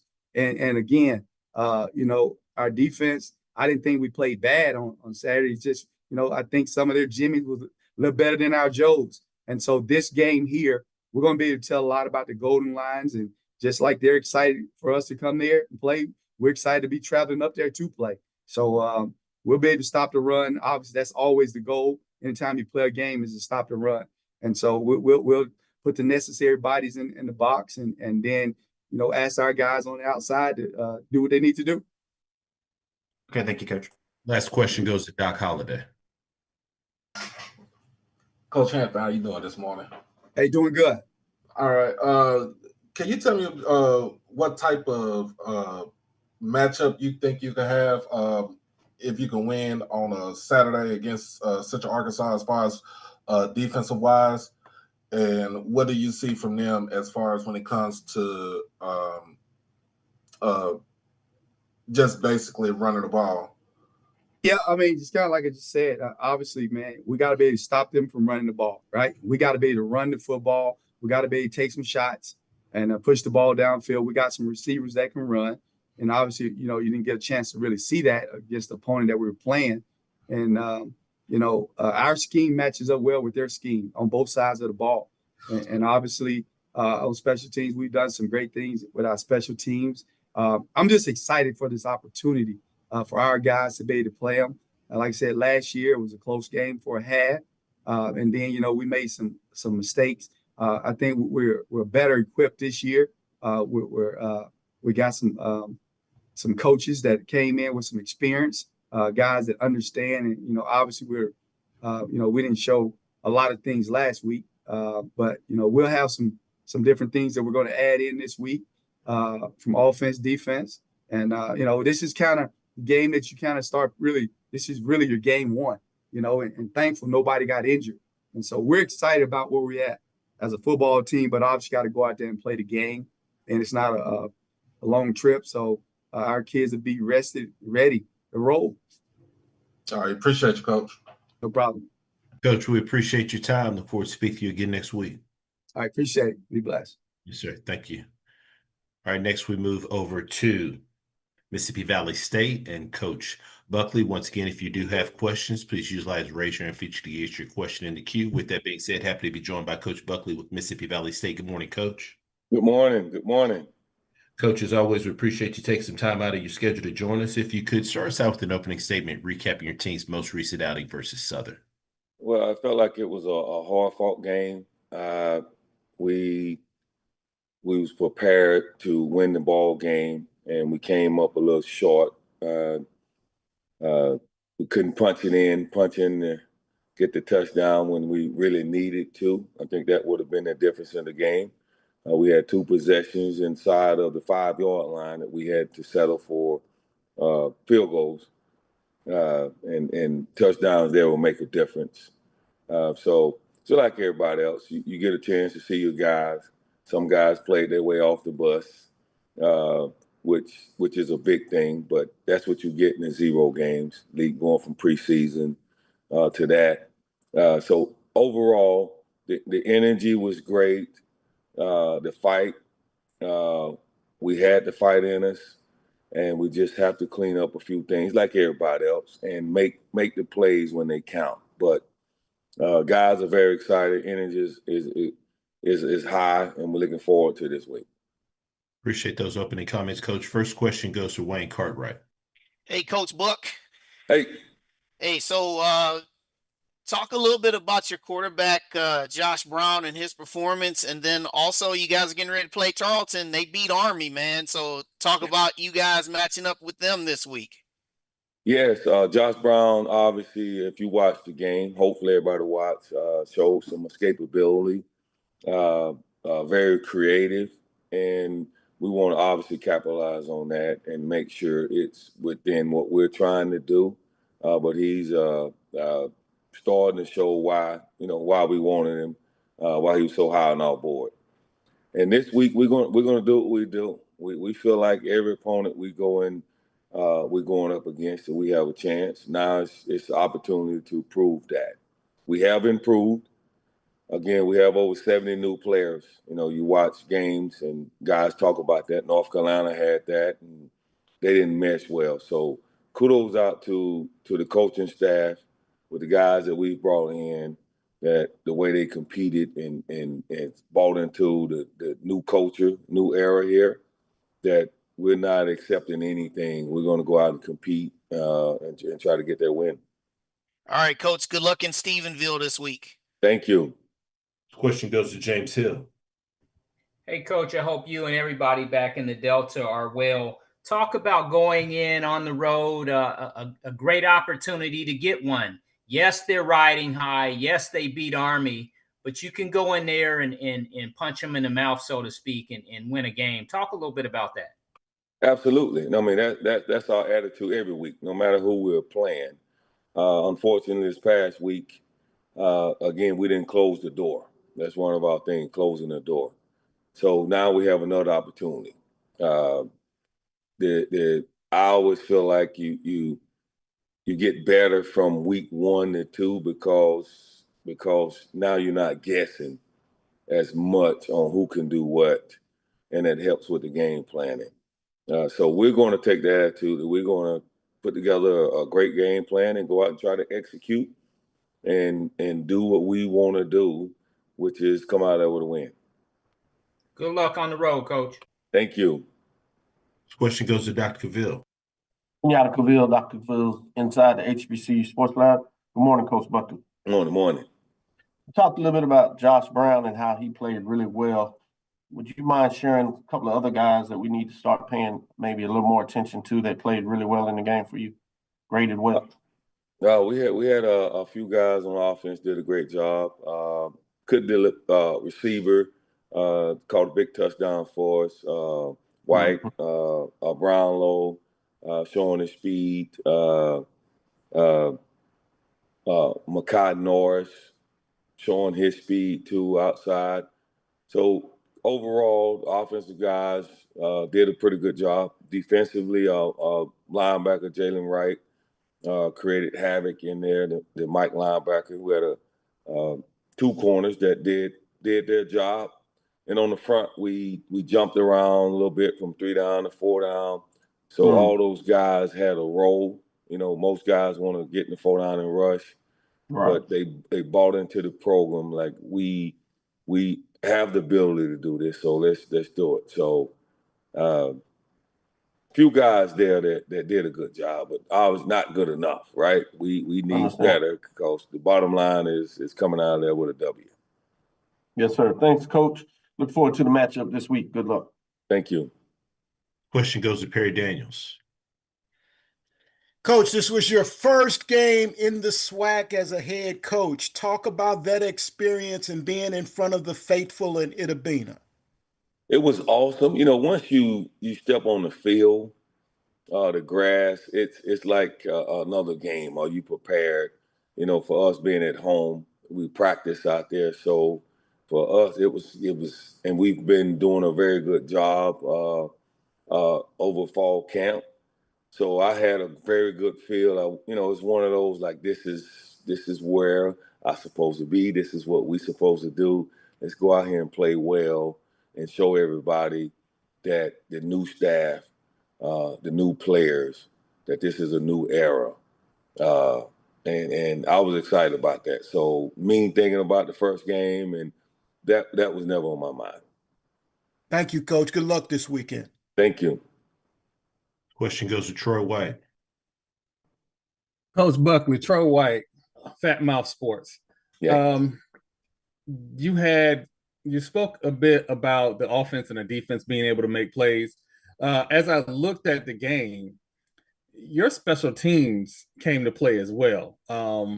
Your kicker hit a 47-yarder, which gave you a bit of an advantage, I thought, that I didn't think you had going into the season. Can you talk a little bit about your kicking game and your return game?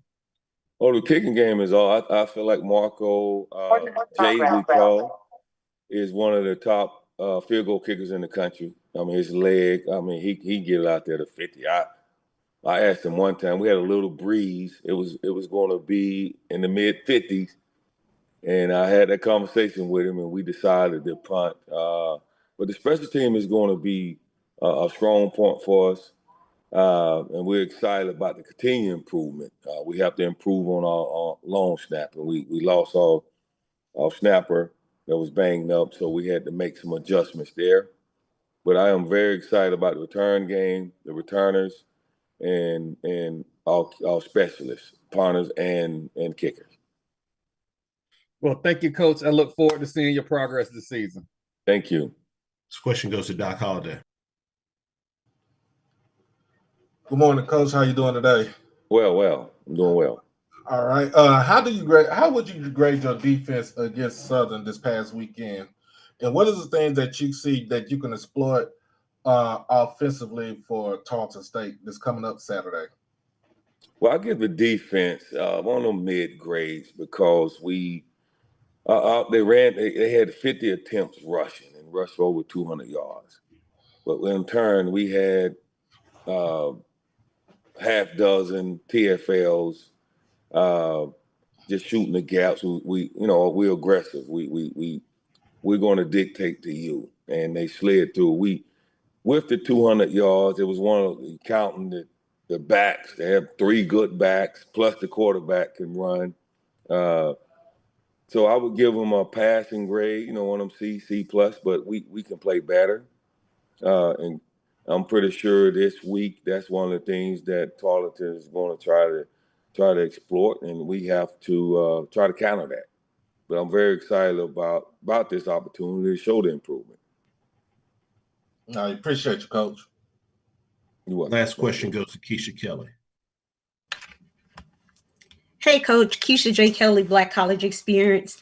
I think I might have read a quote or something of you saying this ain't your mom and dad's old Mississippi Valley State University team, and we saw that by the 29 points you guys put up on Southern University. Can you talk more to that and the defense that you guys have built? Yes, we are very, very disappointed about the outcome of the game. And then once you look at the tape and you see that without saying and prayers and doing all this type of stuff, that we left about 28 points out there on the board. And defensively, we gave up 10, probably 10 that we should not have. But you're playing the champions from the West from last year. They came ready to play, and now we matched their energy. We matched play for play, which is this is a new era. So we're moving forward. Yes, we felt good about some things from the game, but more that we didn't take advantage of opportunities that we had. And so that's the new era. That's our mindset moving forward. Good luck, Coach. Thank you. Coach, we sincerely appreciate your time. Look forward to speaking to you again next week. Thank you. Yes, sir. Thank you. All right, we next go over to Prairie View A&M and head coach Jackson. Once again, if you do have any questions, we ask you please utilize the raise your hand feature to get your question in the queue. With that being said, happy to be joined by Coach Jackson with Prairie View A&M. Good morning, Coach. Good morning. Coach, if you could start us out with an opening statement recapping your team's season opener versus Texas Southern. Yeah, really rivalry win for us. Great way to start off our tenure here at Prairie View A&M. I was really proud of our players and our coaches for how they handled the adversity and the delays. Probably were about an hour and a half delay because of the field and the rain that had happened. Had a lot of other issues technically go bad there, but we withstood it. Our kids were resilient through it. We have an in spite of mentality around here, and so in spite of all the issues that we faced, we were able to find a way to win at the end of the game.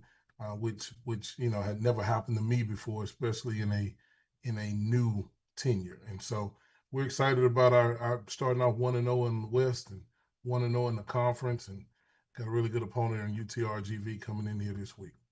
Appreciate those opening comments, Coach. First question goes to Wayne Cartwright. Hey, Coach, congrats on that win, and I saw you got your grass. So What is the process this week of you guys preparing your guys after that emotional game for a UT Rio Grande Valley team, especially with Eddie Lee Marburger throwing for 365 and only missing one pass? Like, what's the process of preparing them for this opponent this week? Yeah, it's the same process that we go through every week, Wayne. Man, our opponents are nameless great faces to us. What we try to do is make it about us and about Prairie View A&M, and we tell our guys the only people that can beat Prairie View A&M is Prairie View A&M. With all respect to our opponents and those that are in the future, man, we do not care about what they got going on. We try to stay to what it is that we do. We got a lot of things to improve on. We had some kickoff issues. We had some penalty issues. We had some issues, and in spite of, we were still able to win. So what we want to do, we put that game away. We got home about 3 a.m, and the next day at 3:00 p.m., we were back at practice, ready to go, working on UTRGV, and they do. They have a really good quarterback. Played a lot of Division I snaps at UTSA, and so even though they're a new football program, they're a really good football program early on. And so we got our hands full this week. And so it was really easy when we cut the tape on to move on from the first game. All right, Coach, good luck in that home opener. Thank you. Next question goes to James Hill. Hey, Coach, congratulations on that victory. Can you take us back to the game-winning play, Mr. Ojo, and how that transpired and what you think about it? Man, James, that seems so long ago.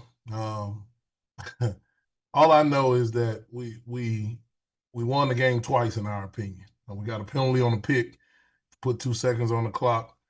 We went back to the 18-yard line, and our quarterback, they called timeout. Our quarterback came to us and made a play call, basically. He suggested a play, and we went with it, so therefore it was his call. He had saw some things formationally that they didn't adjust to as the game went on, and so we went with it. And he found Rodney standing in the center of the end zone with a lost defender, and so we were able to pull out a win. So I remember that part, and you know, I didn't know he had caught the ball at the end of the game because there was so much chaos going on. The people rushing the field told me that we had won the game, and so it was a memorable moment for it being a first for us as a program here, and our first in our tenure. And so we were just excited about it. But like I said, we've since moved on from it. I know it's Tuesday and yesterday was Labor Day, but man, we're so far from Saturday until I hope I gave you a pretty good recap because it is a distant memory. Yes, sir. Congratulations and good luck going forward. Thank you. Question goes to Perry Daniels. Congratulations, Coach. Thank you. I realize that there's been some time since that game ended.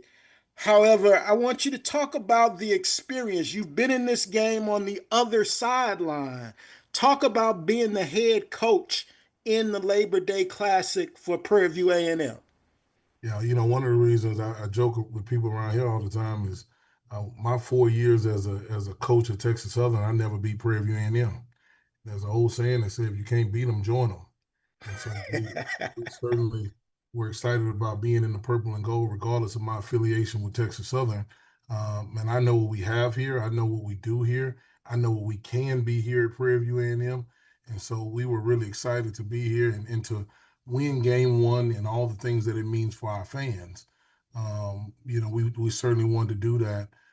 Man, it would have been a travesty from a social media standpoint had we not won, because we look different than most institutions on our level. We do things different, and a lot of people take that differently.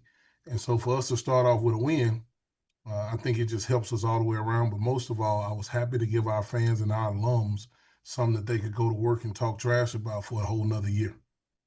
Thank you, Coach. Good luck. Question goes to Dr. Cavill. This is Kenyatta Cavill. Dr. Cavill's inside the HBCU Sports Lab. Good morning, Coach Jackson. Doc. Yeah, I know the exciting game, and people have pretty much talked about that. So moving forward, but based on that game, is in terms of your third down efficiency throughout that game, I'd imagine is an area of interest, 6 of 16. When you look at that, what are you going to go back? Although your quarterback played really well in a lot of spots, including obviously what became the most important drive, 10 plays. going 90+ yards to get it done, including throwing for a touchdown at the end of the game. How do you focus on getting better, particularly at the quarterback position, in terms of efficiency and the whole team, by picking up those first downs and continue to move the chains? Yeah, Doc, I'll tell you, some of those stats aren't correct when you go back and look at the game film. We were probably a little bit better than that, but it wasn't to our standard either way. And so what we have to do is realize, what happened on first and second down. A lot of those times we didn't convert the third down. We were behind the chains, whether it was by penalty or by execution issue. And so we had to address that on Sunday immediately when we got in. I think very vividly back to a 3rd and 1 where our quarterback needed to snap the ball. We had him on the ropes. We needed to snap the ball. He held it. We ended up jumping off sides. That put us in 3rd and 6. And then here we go. We start going backwards. So when it's execution issues like that, we certainly want to address those, and we'll always address those moving forward in everything that we do. But a lot of penalties that we're getting some answers to, but some of them we did do. And so we got to get those addressed as well. But I think you saw a lot of game one jitters. It was a lot of guys' first time out there playing, which is certainly no excuse. But I think we can clean that up very easily moving forward. Thank you, Coach. Reserved to ask another question if time permits. I want to also say congratulations on the win, as well as belated happy birthday. Thank you, Coach. Appreciate it, Doc. Got time for a few more questions. Next one goes to Doc Holliday. Coach Jackson, how you doing today? Doing good. All right. Give us your feeling about actually getting your first Division I win as a head coach and your first SWAC win this past Saturday. Yeah, I don't really have a feeling. I think you guys and people outside of football make a lot of a bigger deal about Division I. Man, it's football and it's college football. Where I've been as a head coach in my career, I've coached on every level of college football. And so there's not a lot of difference, man. And I don't want to disrespect anybody, but the conference I was in a year ago, there ain't much difference from a talent standpoint because there's a lot of different factors in Division II. And so I don't look at it as necessarily a Division I win. We look at it as a win. I don't care what division you in. I don't care where you play or how much TV time, contracts you got. Man, if we walk out there on that grass together, we want to win. And so we don't make excuses for what we don't have and what they got and all that stuff. Man, it's Division I. It's football, no matter what the division is. And so there's no different feeling than when I won a game against an NAIA school in my first head coaching year. It's winning. And when you're in this seat, when you're a part of college football, man, you want to win regardless of what level it is. I think for me, to see our players come together and win an adverse situation, that was probably the feeling for me that I enjoyed the most. Not necessarily winning the football game in Division I. I mean, we won a football game together in our first go-round as a tenure. Man, we didn't have headsets for 2.5 quarters. Nobody really knows that. But we found a way. Our coaches found a way to get it done. And so we get excited more about that stuff other than the Division I win. And I probably go a little bit too far, I say a lot about that because I'm really tired of hearing about what division it is and all of that stuff. Man, it's football. It's football. And if we walk out there together, you better be trying to win. You better be trying to beat me too, because we're certainly trying to beat you. All right. Appreciate you, Coach. Yes, sir. Yeah. Got time for one more question. It goes to Z Tawatari. Coach, congratulations on the win. When you think about looking forward to this week, given how much emotion and energy is spent winning a game like that, do you think that you have to recover more emotionally or physically going into this week as a program? Yeah, no, I think we just have to treat compliments and criticisms the same, man. Which is what we try to program our guys to do. The emotions and all that stuff, that's more for you guys and fans and alums. Man, it's a football game. We're emotional every time we walk in the locker room together, and we have to learn to overcome those things, regardless of the rivalry, regardless of anything that might have took place. And man, we got a really good opponent coming in here for our home opener, in which our home opener we expect a better crowd than what we had last week at our home opener, because it's a chance for us to play a FCS opponent in the Southland Conference. And when we came here, we said we just didn't want to be leading the SWAC. We want to be leading the FCS, and this can start that opportunity while others play SWAC games and other things. And so it's a great chance for us to put ourselves back on the FCS map with an opponent like this, regardless of how long they've been playing football. They got a lot of good stuff, man. They got brand new facilities. They got really good coaches. They got good players. And so we're going to have to certainly put our best game plan together for a really good opponent. Coach Jackson, we sincerely appreciate your time. Look forward to speaking to you again next week. Thank you. Go Panthers. Thank you. All right, next we go over to Texas Southern and Coach Dishman. Once again, if you do have questions, we ask you please utilize the raise your hand feature to get your question in the queue. I do believe that we have Coach Dishman with us. Good morning, Coach. I think you might be on mute, Coach.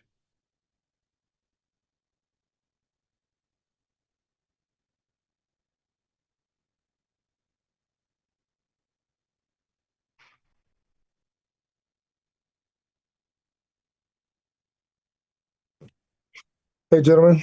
How y'all doing? Good. We can hear you now. Apologies for the delay. I know we're running behind schedule, but thank you for taking time to join us. Coach, if you could start us out with an opening statement, recapping your team's season opener versus Prairie View A&M. Well, it was a hard-fought battle. Prairie View ended up winning the game. They made more plays than what we did. Appreciate those opening comments, Coach. First question goes to Wayne Cartwright. Hey, Coach. So coming off of a game like that with the emotions of it and how it ended, what's been the process that you've undertaken with you and your staff this week of getting your guys back up and prepared to take on a Cal team this week? Well, even when I was playing and even when I was coaching, it's always been a 24-hour rule, no matter if you win or no matter if you lose. It's a 24-hour rule. You have to get ready for the next game. We don't have a bye, so we have to get ready for Cal. So Prairie View is over. We see them next year when we see them. My job is get our guys, our coaches, ready for Cal. Thanks, Coach. Good luck this week. Thank you. Next question goes to Perry Daniels. Good morning, Coach. Mr. Daniels. Coach, I want to talk about the last drive. You took 2 timeouts as the game was ending. Out of the first timeout, when your defense came back on the field, you had a safety in the middle of the field. The second timeout, they scored. You did not have a safety in the middle of the field. Was that an oversight? What was the strategy there? Well, you just saw when you put your job on the line and you have 17, 18-year-old young men fighting and battling, things happen. Our guy made a mistake. It's probably I put it all on me. I would never blame a guy, our player. I'll put it all on me. So we didn't communicate well. So it's a communication issue that we have to be dealing with. Thank you for your honesty, Coach. Good luck. Thank you. Question goes to James Hill. Hey, Coach, I hope you and everybody are well on campus. Mr. Cooper, Mr. Renfro, and also Mr. Richardson, your offensive side of the ball. Talk about that production as you head into Cal Berkeley to play a game. We have a lot of offensive weapons over here. Rorion came back off of injury, showed what he can do. You know, we have a lot of offensive weapons and we can score some points. So that's why I'm excited about it. I'm excited about our special teams. Our kicker and our punter is very good. And I'm excited about our defense. You know, we have a very good team over here. And right now, we have our 4 goals. We didn't reach our first goals, of course, to beat Prairie View in the Labor Day Classic. We did not do that, so I erased that off my board. We got other goals we have to achieve. One is to win the West. We still have that goal, and we're going to accomplish that goal. Thank you, sir. Have a great week. All right. Question goes to Dr. Cavill. Dr. Cavill's inside the HBCU Sports Lab. Good morning, Coach. Hey, Dr. Cavill, how are you? I appreciate you talking about how many of the guys are doing the press conference. Great comeback. I did want to ask you a little bit about the efficiency and your thoughts on your overall team efficiency in terms of what you're able to get done in that game. Team looked pretty good in terms of your quarterback play, in terms of key moments, being able to get things done. But how do you grade the overall team from that perspective? It's easy to grade when you lose. It's harder to grade when you win. So, you know, coaches are more the grades when you lose. You more give them more C's and D's, stuff like that. But when you win, it's hard to grade someone like that. I think offensively we played good. We played good enough to win. Defensively, we should have made some better adjustments. Our special teams. You know, we have some dynamic weapons over there, possibly get a score. The main goal was to score on special teams, have a score on special teams, have two scores on offense, and have a score on defense. And I thought 28 points can help us win in the game. Great point. I have to use that framework in the classroom. I appreciate that strategy, Coach. Next question goes to Zach. Coach Dishman, you guys played a tremendous game, even though it wasn't the result that you may have wanted. How much of the positive do you carry into practice and what you talk to your players about this week as you get ready for Cal? We're facing a very tough opponent next week. And I told our players after the game, shake it off, go home, sulk, do all your sulking now. When you come back here on Sunday and Monday, get ready to play Cal. So that's where we are. We're just got out of meetings. We're ready to play Cal. Last two questions. First one goes to Doc Holliday. Coach Dishman, how you doing this morning? Hey, Doc. How can you give a grade for your defense, especially on the last play of the game? But what kind of grade would you give your defense overall against Prairie View? Well, like I said, when you put your job into 17, 18-year-old young men, student athletes, things happen. They're allowed to make mistakes. I know people, they should have done this, we should have done this. Everyone makes mistakes, and I'm okay with that. All right, we have a great team over here. We've got a great bunch of young men who's fighting to do what? To win games. You know, we didn't win that game, but we have 10 other games to win. I appreciate you, Coach. Last question goes to Terrence Harris. Hey, Coach, how you doing? How you doing, Terrence? All right.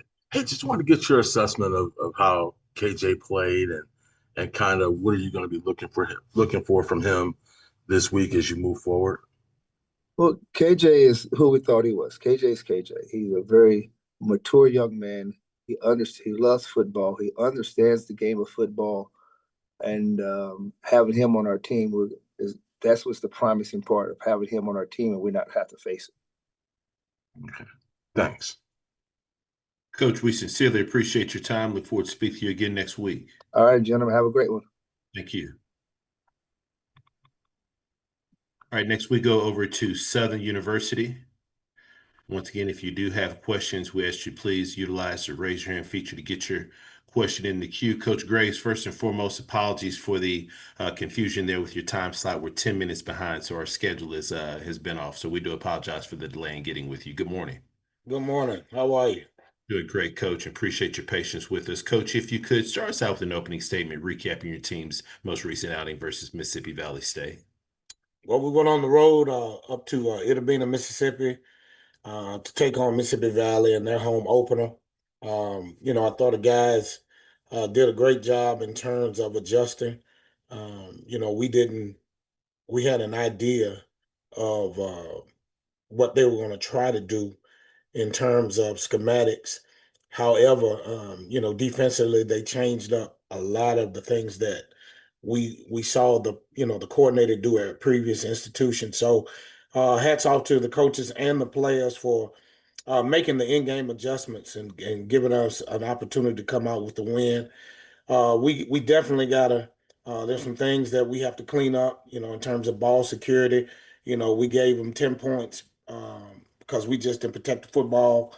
We got to execute definitely better. We missed some throws, some wide open guys, and then we have to tackle better. We definitely have to tackle better. But all those things are correctable, and we certainly glad to get the win, to come out with the win. And as I said, I'm happy that we got the win, but we have to definitely correct those things going forward. Appreciate those opening comments, Coach. First question goes to Wayne Cartwright. Hey, Coach Graves, good morning to you.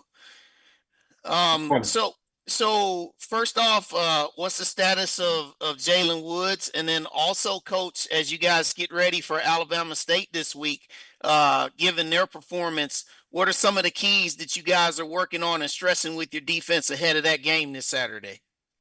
Well, Jalen he's doing okay. He's doing well. He came back with the team on Saturday. He was released actually before the game was over. So we thank God for him being okay in terms of that. And of course, he has to go through the protocol to try to get back, whenever he feels up to it and he passes those concussion protocol tests. In terms of Alabama State has a really good football team. They played well last week against UAB. And so we have to clean up the things that we need to do in terms of our fits defensively. We have to fit. We have to tackle well. Like I said, today we will go out and we'll spend. We had a good practice yesterday, and we'll go out today and we'll emphasize those things that we need to correct. We dropped a number of interceptions.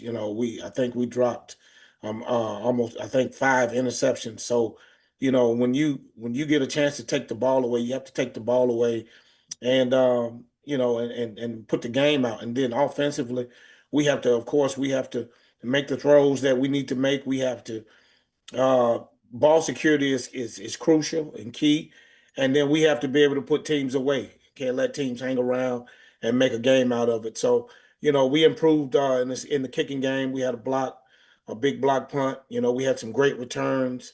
I thought we did well on kickoff cover. Overall, we've improved from week 1 to week 2 in that phase of the game, and that was good to see.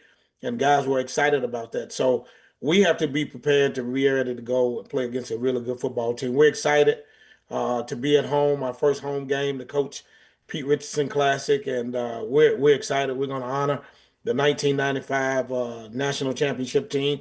So we're excited, and we're ready to go. Get ready to go for a really good Alabama State team who's coming in. Thanks, Coach. Good luck this week at home in that home opener. Thank you. This question goes to Perry Daniels. Good morning, Coach. Good morning. How are you doing? Super fantastic, Coach. Coach, it's been a reoccurring theme last year and early on this year that, the team doesn't look very good at times, but they win. How do you change the cosmetics of it? What do you do to make this team execute the way that we all believe they can? Well, you just have to keep working at it. There's some, when you're playing with new people and you're going through some growing pains, you have to just work at it. You have to be consistent, and the guys have to really lock in and focus and trust the system, trust what we're doing, and don't try to do anything outside the system. Let the game come to you, and just do what we ask them to do. And when you do that, that allows you to have a chance of success, a great chance for success. But at the end of the day, the guys have been resilient. And certainly we want to play the game cleaner early and often. And it's just a process. You're dealing with young men that have to play with new people at times, and you just have to continue to stay consistent. Like I tell them all the time, repetition is the key to all learning. And so we have to be consistent and have to be repetitive of teaching those things, coaching those things, demanding those things for our guys in order for us to be better from game to game, week to week. Thank you, Coach. Good luck this weekend. Thank you. This question goes to James Hill. Hey, Coach Graves, I hope you're well. Talk a little bit about the rushing game there at Southern. Mr. Gabriel, Mr. Franklin, Mr. McCoy, Holly, the guys really established the run, and we've been able to see that for the last few weeks as you head back into Mumford to host Alabama State. Yeah, well, I said at the beginning it was going to be running back by committee, and that's a good problem to have. Those guys did a really good job for the most part. Again, the ball security deal, was unacceptable. We can't have that. We have to secure the football. You know, we gave, like I said, that was a 10-point swing when we turned the ball over and made the game and, you know, and kept Valley in the ball game. And so we got the little things, ball security. We have to secure the football. Guys are running hard. Guys are getting positive yards. To rush for 200 plus yards is hats off to those guys. But we still have to be detailed about the details so that we can not, you know, put ourselves in a position to be in a battle. We have to make sure that we are always conscious of securing that football and making sure that we're doing what we're supposed to do. All right, Coach. Good luck in that home opener. Thank you. This question goes to Dr. Cavill. This is Kenyatta Cavill, Dr. Cavill's inside the HBC Sports Lab. I was going to ask about the running game because I was amazed with back-to-back 200-yard games, particularly with a different back carrying it. But since that's been answered, I won't rehash that. So I asked you from a defensive perspective in terms of your defensive backs, giving up some passing yards there, if you would. And you talked about a couple of interceptions that you had your hands on that you didn't able to get and how that is affecting you. Look forward to this defense coming in with a lot of different people talking about it. Are there some concerns there, or is that just some things that you'll continue to work through in practice and think that it'll turn around? Well, yeah, you know, we got some new guys on the outside, and so those guys are getting acclimated and adjusted to what we're doing. Sometimes I think we got to continue to work in terms of our communication when we're playing man coverage. You know, that's something that we've been harping on and we'll continue to harp on, that we have to make sure that, you know, we communicate and understand. Everybody has to know. You know, it can't be one guy saying, hey, let's switch. You know, one guy saying switch, one guy saying lock. And now, in essence, you got guys running wide open. Can't have that. And so we definitely, something that we're working on, continue to work on, so as those guys get more comfortable together with one another. And then, you know, the interceptions, you know, we got to take the ball away. And I mean, it wasn't, you know, the thing about it, those balls were probably, two of those balls were probably pick sixes if we catch them and, you know, run with them. But, you know, we got to be opportunistic and we got to take the ball away.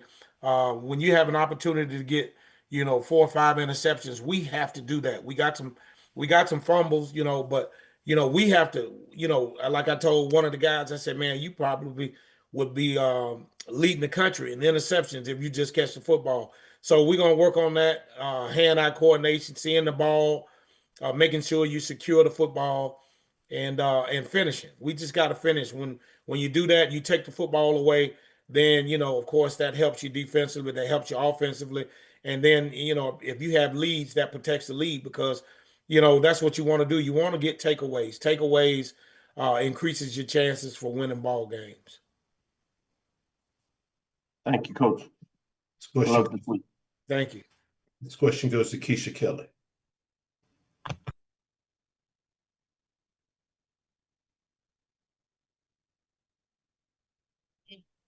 Next question goes to Keisha Kelly. Uh-oh. Hey, Coach. Hey, Keisha, how are you? I'm good. I'm sorry, I was muting and unmuting. So you talked about the penalties that y'all have to clean up. And we saw what Alabama State did this past weekend. What are y'all doing to clean up those penalties? And is any concern with this Alabama State team that you're focused on? Well, with penalties, you got to go back to the you got to make them lock in and focus. And then we actually do penalty running. So we run for every penalty that we get. You know, of course, sometimes they're going to be, you know, on defense, for example, if a guy's being aggressive and, you know, he gets a pass interference call and it's questionable. I mean, that's, you know, guys going to have to compete and challenge balls. So, I mean, that could go either way. But the pre-snap penalties we can't have. And so that's concentration. You know, in terms of holding calls and things of that nature, we got to continue to stress the fundamentals of getting your hands and feet in the right place. Of course, we definitely can't have any face mask penalties. That's just, you know, hands out in the wrong place and things of that nature. You just got to stress making sure that we're doing those things the right way. And of course, like I said, we do penalty running. So, you know, if we have 5 penalties, we're going to run. You know, if we got 10, we're going to run. So those things, just getting those guys focused on being detailed about the details of what we're doing. Alabama State's a good football team. They play, like I said, they played a game really well last week. Came up on the short end, could have gone either way. And they do a good job on both sides of the ball. So I know they got some things they need to work on, and we certainly have things we need to work on. And so we'll practice and prepare this week to put a great game plan on to put on a good show here at home. All right. Well, good luck this weekend, Coach, and send me one of those football shirts you got on. Thank you. Last question goes to Doc Holliday. Coach Graves, how you doing today? I'm doing well, and yourself? I'm doing good. That took one of the questions away from me, just to see how Jalen Woods was doing after the hit, but focus more on the run defense. You gave up 2.5 yards per carry against Valley, but also for your run offense, both your running backs fumble the ball at crucial times. What is the things you want to try to do to clean up that? The fumbling, but also what are the things you want to try to improve on the run defense? Well, run defense, you know, we always work on fits and things of that nature. The quarterback scrambled for the most part, and he hurt us scrambling because we were running line games and things of that nature. In terms of lining up and just running the football, defense played well. We improved from week 1 to week 2. We had some great goal line stances. We had some great fourth down stops. So I'm not concerned in terms of that. My concerns is now that we have to make sure that we're doing, when we have an athletic quarterback and we're rushing the passer, that we're rushing under control. Guys are making sure that the gaps, and then we have to do some things schematically to combat a scrambling quarterback. Ball security. We work ball security every day in practice, and we just got to continue to put an emphasis on it. Like I said, it's unacceptable to have 2 fumbles that turn into 10 points. So, those guys understand and know. We discussed it. We talked about it. We worked on it yesterday. We'll work on it again today. And in the course of the week, they just got to focus. You can't go on power with one hand. You got to have 2 hands. Just the fundamental things. I mean, it's nothing that we don't coach and we don't stress.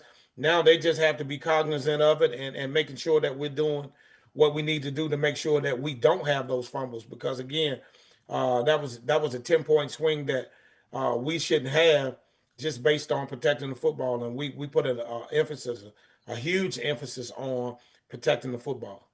Appreciate you, Coach. All right, thank you. Coach, we appreciate your time. Look forward to speaking to you again next week. All right, thank you. Go Jags. Thank you.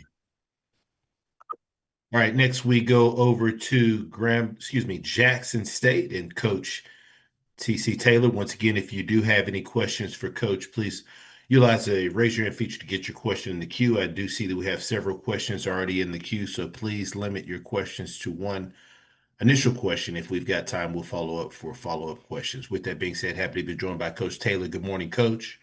Good morning. How y'all doing?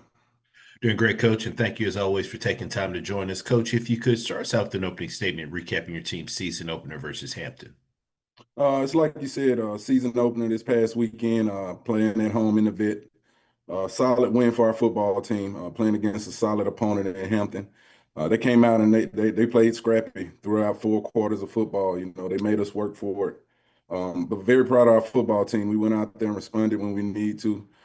Created a few extra plays to separate late in the game, but hats off to Hampton and their program. They really came out and competed for 4 quarters, but very excited where we are as a program right now. Looking forward to going down to Hattiesburg this week, against Coach Huff and Southern Miss, a well-coached football team, a new football team. I think he has close to 70 players on that team. So they took a tough loss this past weekend against Mississippi State, and I know they're looking to get on the winning track, but we had a good practice today, and we're looking forward to it, the challenge this weekend. Appreciate those opening comments. Coach, first question goes to Ty Miller. Coach Taylor, good afternoon to you. How you doing? I'm good. How are you? I'm good, Coach. You just mentioned Southern Mississippi. So What's the preparation like going from a team you're in the same classification with, like Hampton, as opposed to one that you are an underdog against? Meaning, does intensity for the players and coaches increase going into this game? Definitely, you talk about a big in-state, two teams that from in-state, the state of Mississippi. FBS opponent we're looking forward to, and they're only about 45 minutes down Highway 49. So the players here know a lot of players there, and vice versa. I know Coach Huff and some other coaches on their staff. It's going to be a great atmosphere. You know, a lot of fans are talking about showing up on both sides. So we got to put our best foot forward and go out there and prepare these guys and get them ready to play football this weekend. We opened up with a great scout team meeting this morning, you know, preparing for Southern Miss, but they got some size over there. Got some really good players. The quarterback is electric. He really leads that football team. So we got to bring our A game when we go down 49 this weekend. Thank you, Coach. No problem. Next question goes to Wayne Cartwright. Hey, Coach Taylor, how's everything? It's good. How you doing, Wayne? Doing well. So, Coach, this week, Jacobian Morgan, your quarterback, he was 15 out of 30. He had some pressure on him and things like that. I want to ask, though, was that basically a combination of Hampton, what they were doing defensively, or is that part of still the development that has to go with cohesion between himself and the receiving core? I think it's a little bit of both. Like I said, hats off to Hampton. They really came out and played their butts off on Saturday against us. But Jacoby, you know, he has to play a little better. You know, 15 to 30 wasn't bad, but we got to be a lot better than that. He had some opportunities to push the ball down the field to some guys on the perimeter for us, and he missed a throw to Jonas Fertillion. If you think about it, Shamar Savage, if he catches that ball, that's probably an 85, 90-yard touchdown. So, yeah, I think they got to continue to, you know, work hard in practice, develop that relationship, develop timing, and he has to continue to get better each and every week. You know, going into a game like this, he has to play well in order for us to have some explosive plays on offense. We ran the ball well over 300 yards, but we got to have those throws down the field. All right, Coach. Good luck down there in Hattiesburg this week. Thank you. I appreciate it. Next question goes to James Hill. Hey, Coach, I hope you and everybody at Jackson State are well. Mr. Miller, 10 carries, 172. He got in the box twice. Talk about his contribution. He can run, and he'll be looking to run downhill down in the hub this week. But tell us a little bit about Miller. He's a guy that's been around here. You know, he came here a couple years ago, and he played as a true freshman. We knew what type of guy we had in Ahmad Miller here at running back. But, you know, the injury bug has been, you know, kind of plaguing him. But when he's healthy, he's explosive. You talk about well over 200-pound back, well over 6 feet, and can fly. He showed that this past weekend. We've been seeing it all in camp, and I just been telling him, if you can stay healthy, that's what's going to be key for you, you know, as a football player. And you mean a lot to this program. He's an every down back. You know, he doesn't mind blocking. He can catch the ball well. And just seeing him run the ball the way he ran on Saturday, it was, you know, a pleasure to see. Good luck this week down in the hub. All right, thank you. Appreciate it. Next question goes to Perry Daniels. Good morning, Coach. Morning, Perry. How you doing? I'm well, Coach. Coach, you're absolutely right. This Hampton team played really tough. Do you think that is a result of Jackson State now being the hunted and no longer the hunter? Do you expect that all season from HBCUs, and how do you deal with it? Well, yeah, we definitely, you know, everybody wants to, you know, win against Jackson State, but everybody has one goal across the board also, too. They want to play in December, want to win a SWAC championship, want to win a divisional championship, want to win a Celebration Bowl, you know, and that's how we approach it. You know, we're going to get everybody's best because of what we did last year, but not only that, because they want it too. You know what I mean? These teams want to win a championship. Hampton came in here to make a statement. You know, they're coming from a different conference, and they wanted to beat so-called the best in the SWAC when you talk about Jackson State. That's why I know they played the way they played us this weekend. They were well coached, well prepared, and they came out and played with maximum effort. But everybody is chasing one thing right now, and that's to be playing in December. Absolutely. Thank you, Coach. Good luck. Way to handle that this weekend. All right. Thank you. Appreciate it. This question goes to Doc Holliday. Coach TC, how you doing today? I'm good, Doc. Good to hear from you.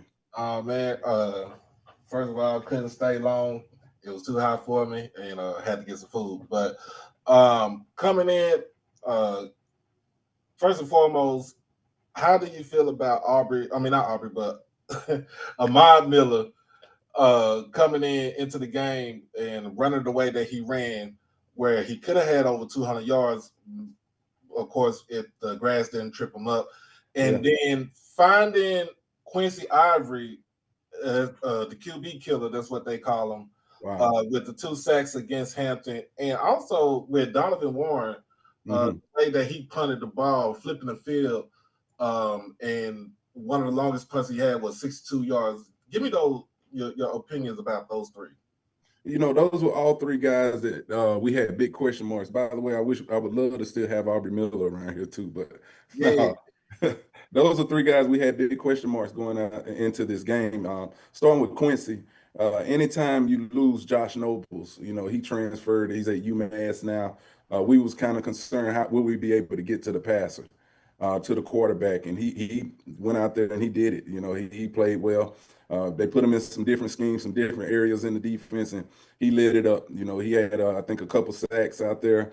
He played with high effort, high energy. So I was very pleased to see Quincy step up like that. Going to the punting position, anytime you lose an All-American and Matt Knoll, you know, that's a huge question mark. And we had Donovan was on our team last year backing up Matt. So he saw how important it was to flip the field, pin offenses back, because we take pride on, you know, offenses driving the football on us, and he went out there and did that. And like you said, the long one he had, he played up to the expectation we expect of him each and every day, you know, with him being a senior. So all 3 guys stepped up. Miller, like I said, I can't say enough good things about that kid there. He deserves everything that's coming his way right now. The O-line blocked well for him, and he just went out there and ran hard. He's been a no-nonsense guy all summer, though. Hadn't been talking a lot. He's just been working. He's doing the extra stuff on the field when we're off. He's still out there, you know, taking the extra steps in the weight room and stuff like that. So now it's just translating on the football field for him. So I'm proud of all 3. All right. Appreciate you, Coach. Appreciate you. Thank you. All right, for 2 more questions. First one goes to Dr. Cavill. Kenyatta Cavill, Dr. Cavill's inside the HBCU Sports Lab. Good afternoon, Coach Taylor. How you doing, Doc? Doing well. Got a chance to watch part of the game, specifically in the second half. For me, what was key when you talk about a team that is champion, responding as a champion, and coming in for many people's rankings, including ours, as number 1, putting that bullseye on you all, is the fact that you, when Hampton tied the game 14-14, you had a huge 13-play, 80-yard drive, eating up 5 minutes on the clock. Talk about how significant that was, and then the defense did their part to kind of seal it with the interception, and then obviously the big run for 76 yards to certainly seal it. Yeah, I mean, the championship teams, that's what I told those guys. Championship teams find a way to respond. You know, we had to go out there and find a way to take the momentum away from Hampton. You know, they went down and threw the touchdown pass, and they had the momentum on the other sideline. But I told them, I said, you know, players are going to make plays. So, you know, we need guys to go out here, just execute the plays. We're going to get up the field, get on the field. We're going to line up fast, and we're going to go out here and score, you know, and that's what they basically did. But champions find a way. You know, those guys went out there and executed. We had a couple quick passes here to Nate Rembert, a couple quick passes to Jonas. They turned them into, you know, some first downs for us. And that was an emphasis for me when I talked to them at the half. The defense spent so much time, Doc, on the football field in that first half. And I told them if we just able to generate some third downs in this second half and give those guys a breather and find ways to score points and separate, we're going to win this football game. And those guys went out there and responded. Thank you, Coach. Look forward to seeing you take the number 1 HBCU ranking and top 25 ranking down on the road to Southern Miss. All right. Thank you, Doc. Appreciate you. You're welcome. Last question goes to Ty Miller. Hey, Coach, again, it's Ty with this question about Southern Mississippi. There's a feeling that there's the margin of separation between Southern Miss and Jackson State on the field is not that great. And if Morgan plays and is on his A game, is there a feeling that something special could happen in this game? That's any game we play. We're going to win. You know, we're looking forward to it. But kind of to echo what you're saying, we recruited a lot of those players, you know, not the ones that came over from Marshall, but they have some guys that we were recruiting that, you know, we wanted on this football team, but didn't, you know, have the space for a couple of them. But we both were in recruiting battles on a lot of those players. So we're playing with a similar roster. You know, they may have more scholarships down there being an FBS program, but we still have some similar guys, similar body types down there. And it's going I think this game's gonna come down to, you know, you got two high-level quarterbacks on both sides of the football field. And whichever one plays better, you know, that'll be the team that's gonna win this football game. All right. Thanks, Coach. No problem. Coach, as always, we appreciate your time. Look forward to speaking to you again next week. All right. Thank you, guys. Appreciate you. This concludes our SWAC football head coaches media session for Tuesday, September 2nd. As a reminder, all SWAC football head coaches media sessions are archived on the SWAC digital network.